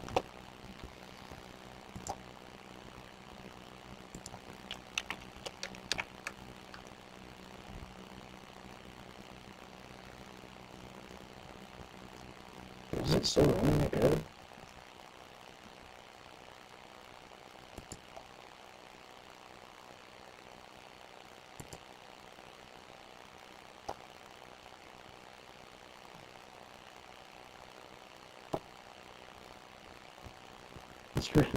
Just gonna reload the page.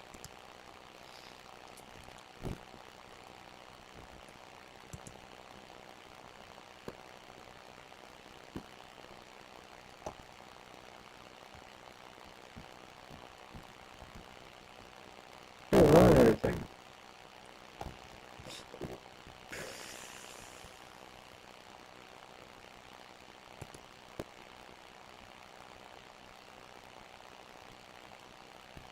Shit.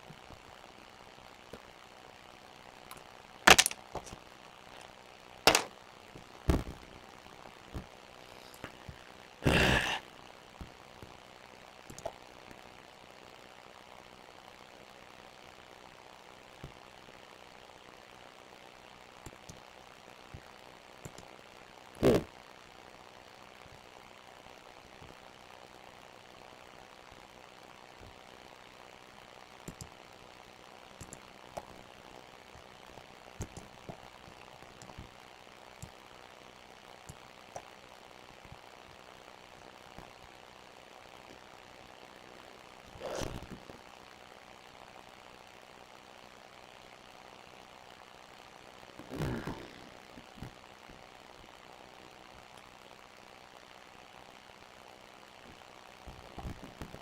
Why does it say an interrupt exception for everything? What he interrupted you?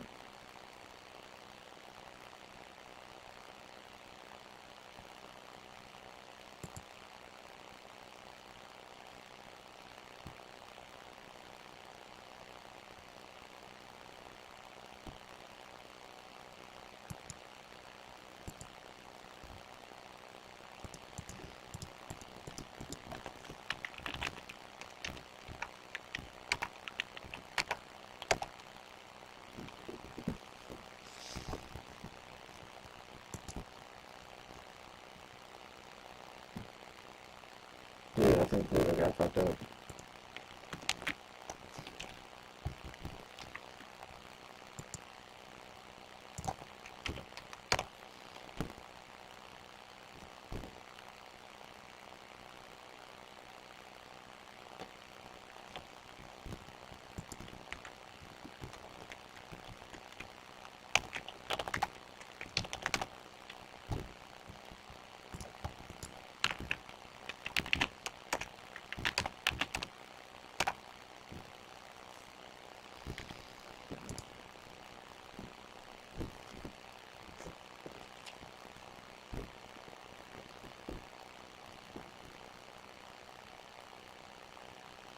Yeah.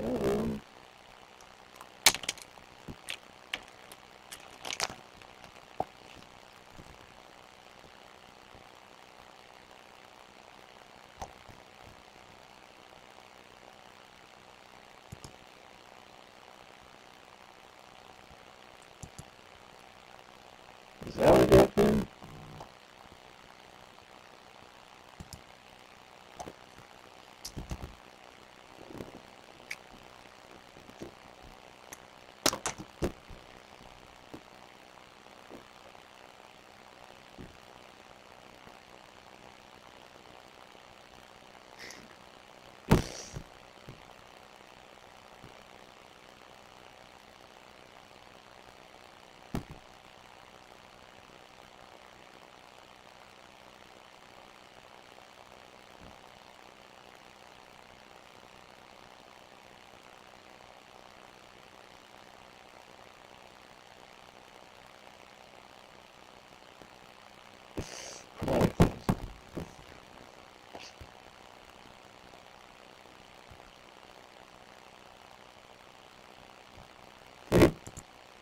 Color down.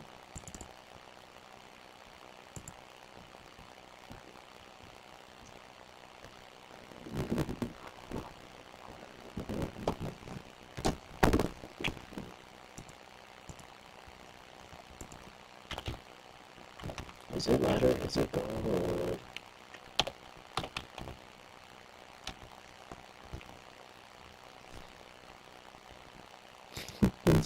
half and half.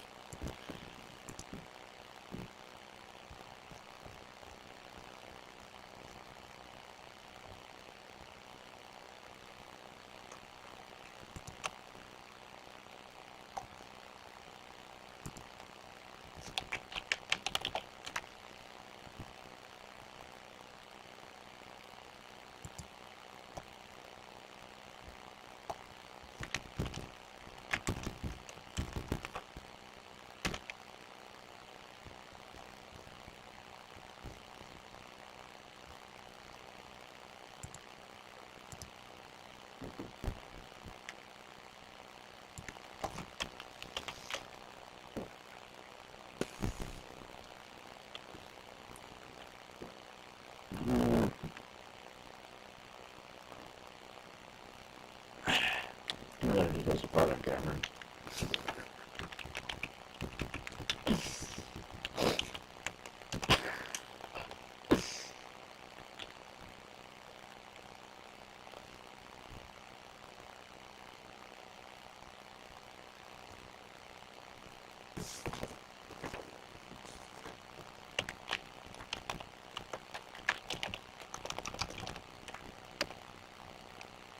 Oh, just like over there.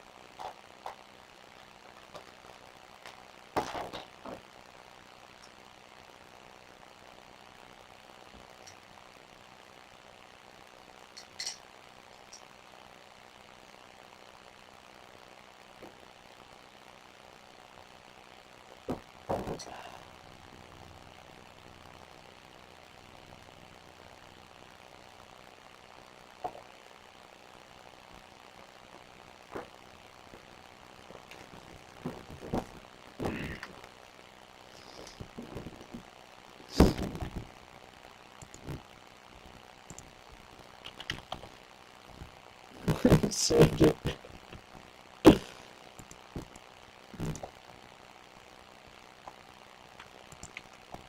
didn't really tell you how to do it.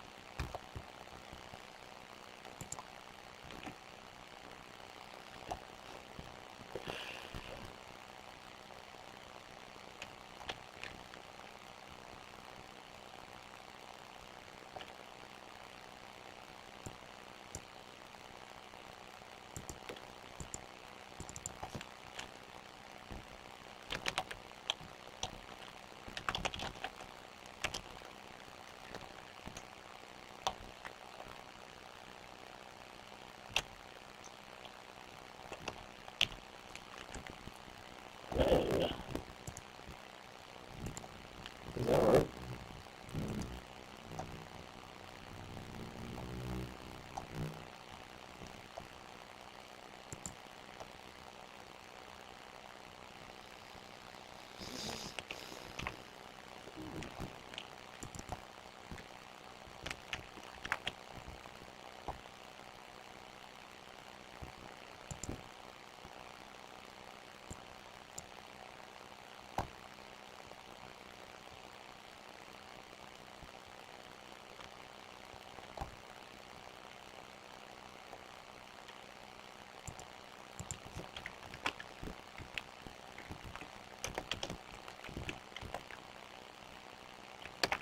Final answer.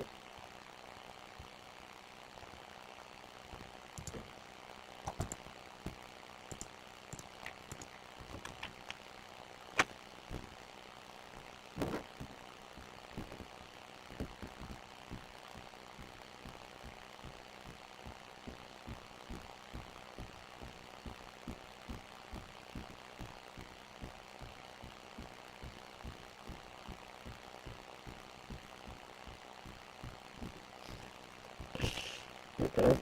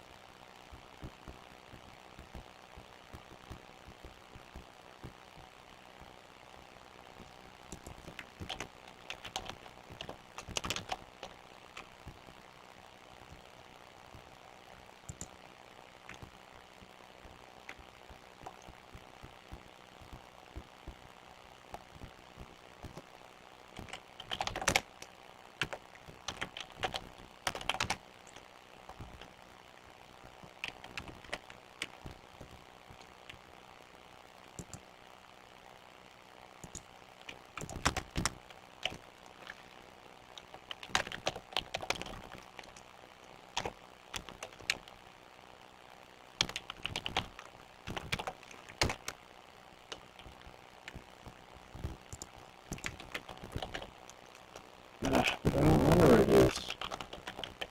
Oh, that's right, I can't do that.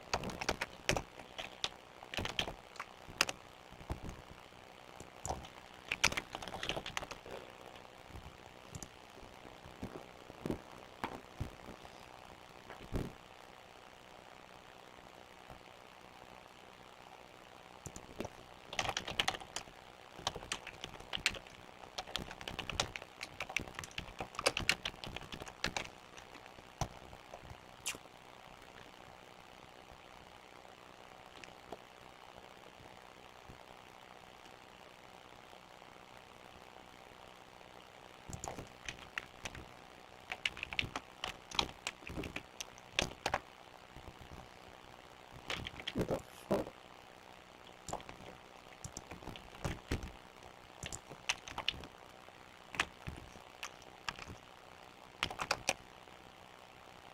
Yeah, is that not what I did?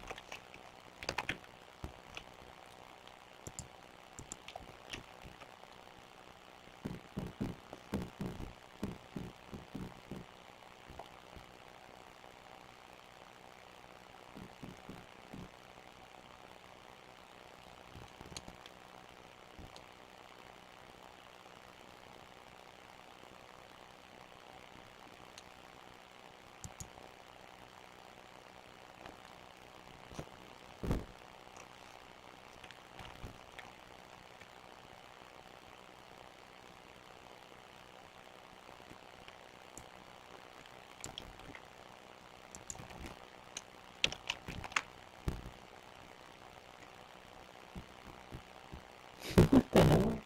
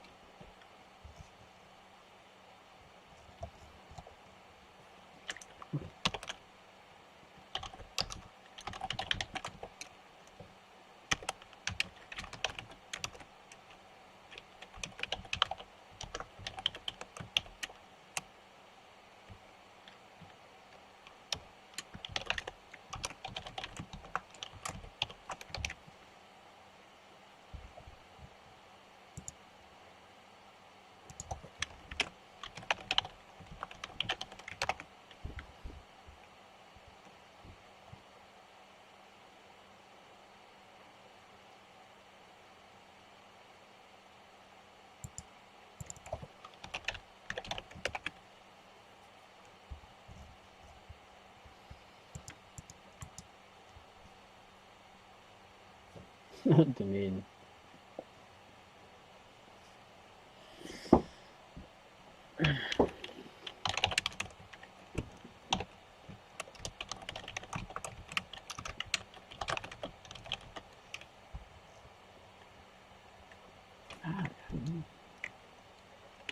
I did have to do that.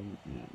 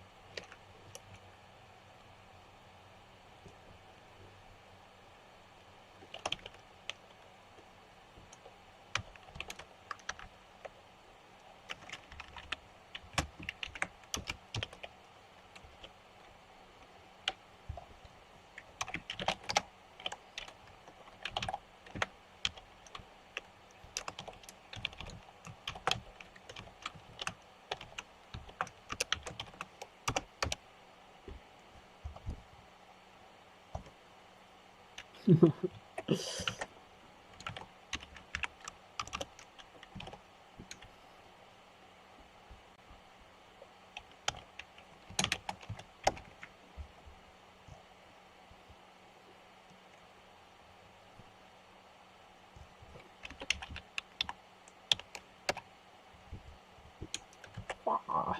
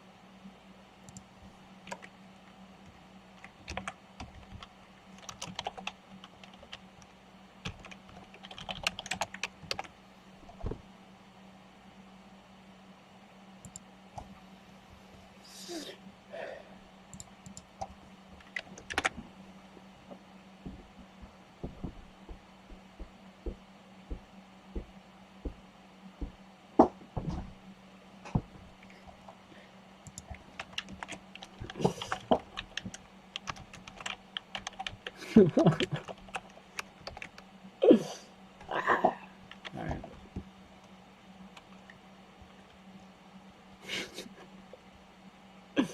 How do I keep doing this? Can I do this? Yeah, there we go. Dude, there's a lot of homework in this class.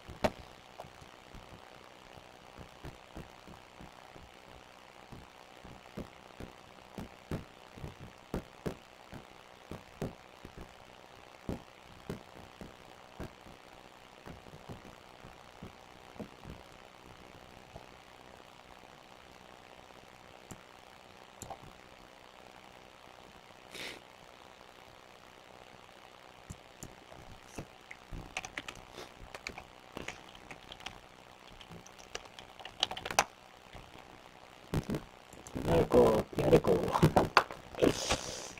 Para cada número 1pi, los números viajados forman la extensión de cuerpos de los números racionales escritos por primera vez por Computational en 1897.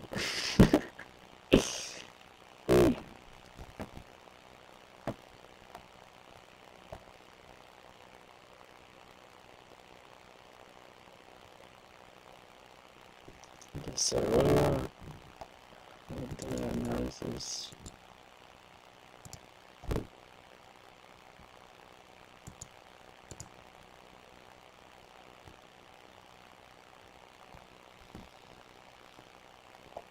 Son enteros en el conjunto 0 a pi más 1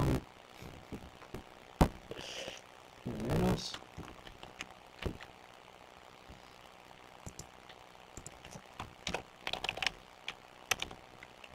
Ah. Al pi menos 1. Por ejemplo, la 2 acá, la expansión binaria de 35 es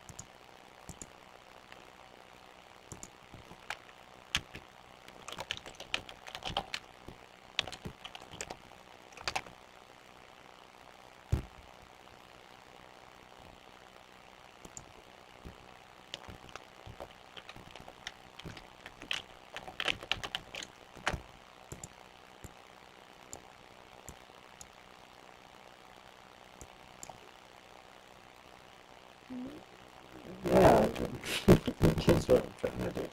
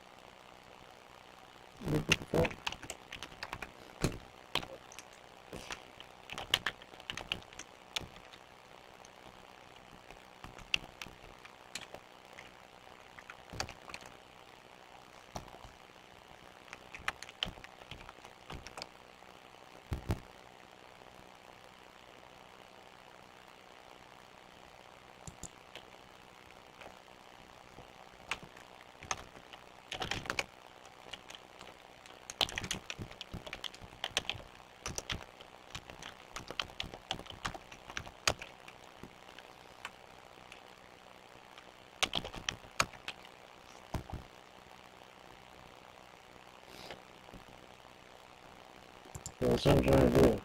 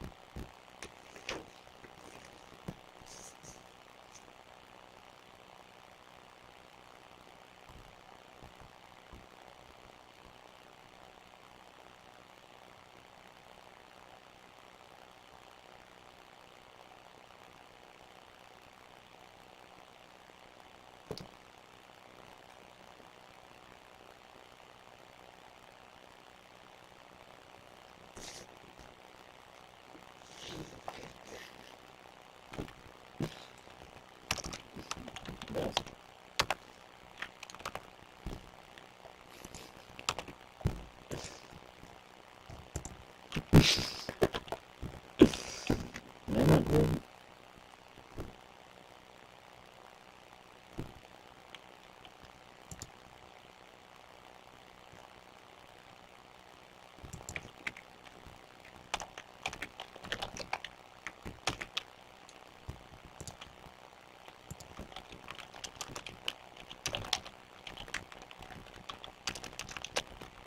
That's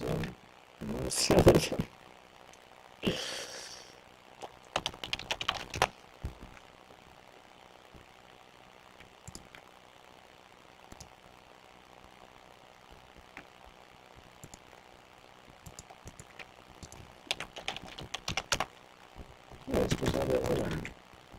That's what I'm talking about. Yeah.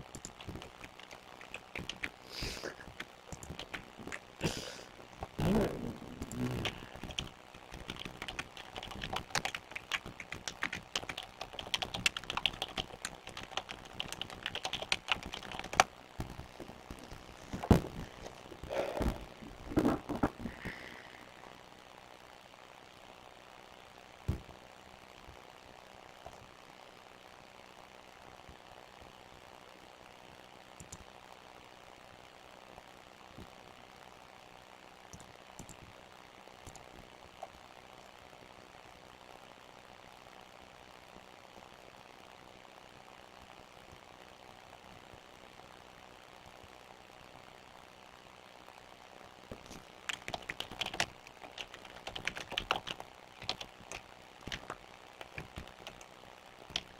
Yes, I have.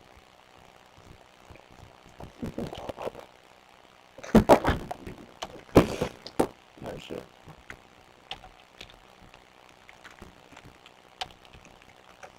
Damn it.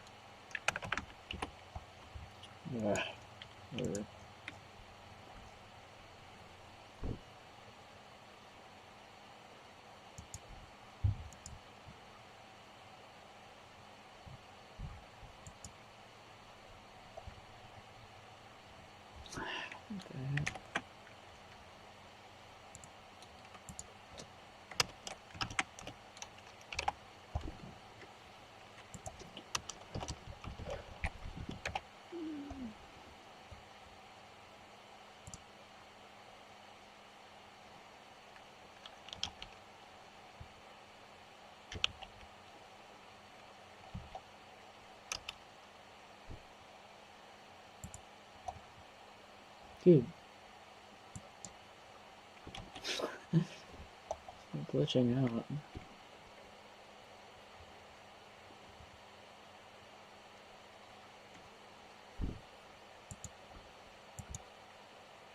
There's something in there, isn't there?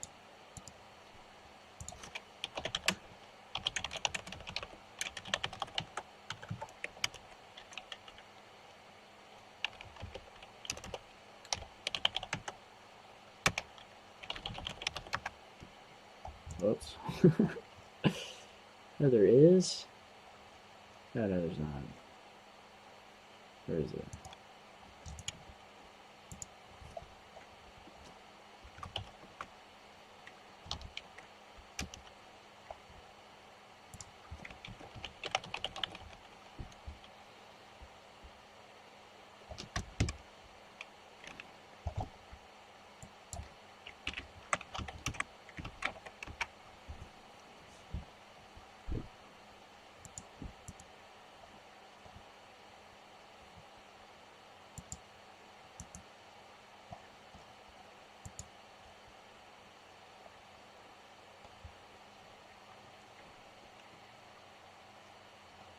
Here it is.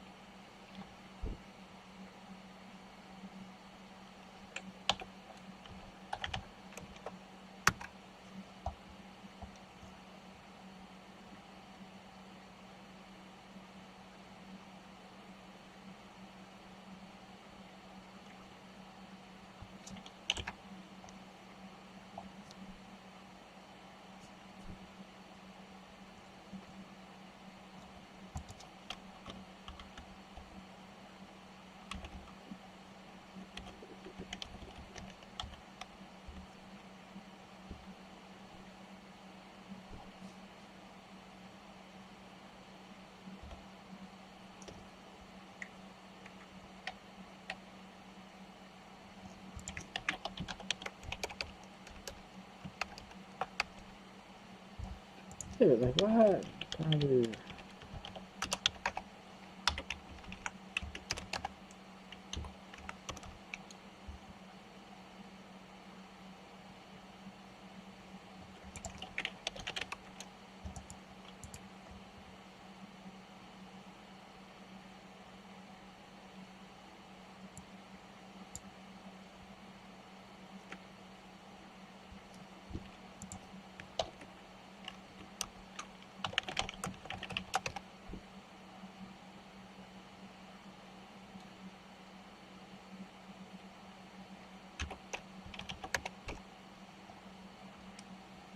Dude.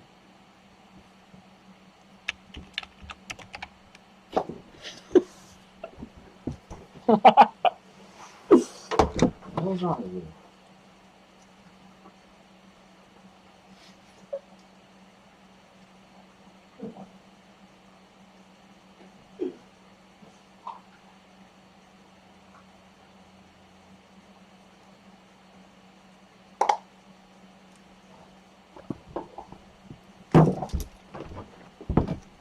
All right. Apparently that was.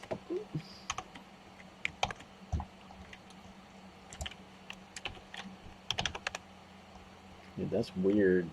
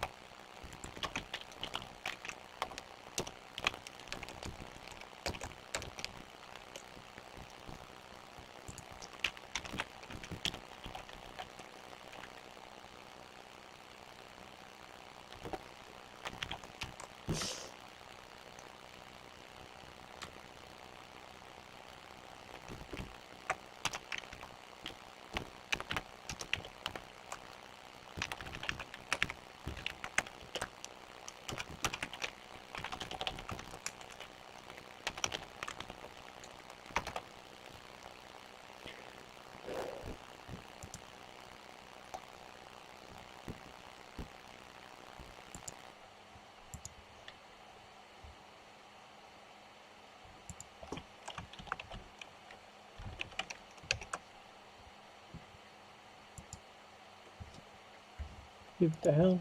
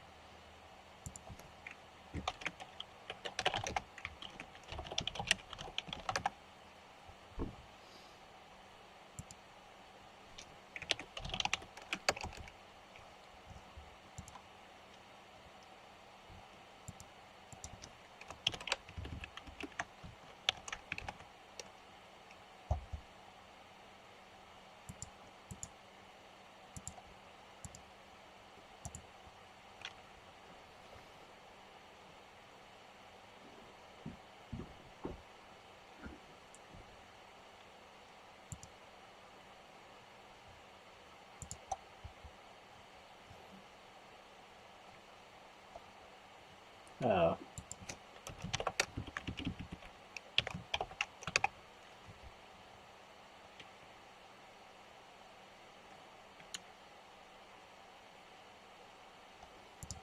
Dude, what the hell?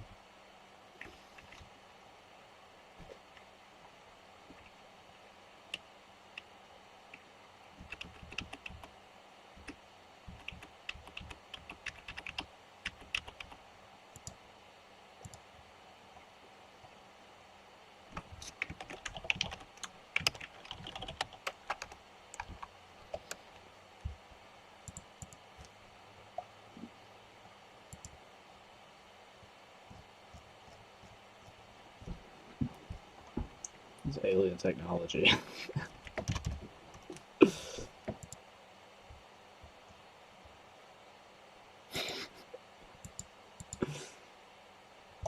Dude, what the? Alright, well, I'm done. This has gone on too long. I gotta figure out some basic things about Julia, so I'll probably finish this one and then come back with homework 2. So, yeah, that's it. I gotta go run some stuff. Hopefully the next stream should be a little bit better. I need to just know this stuff, so.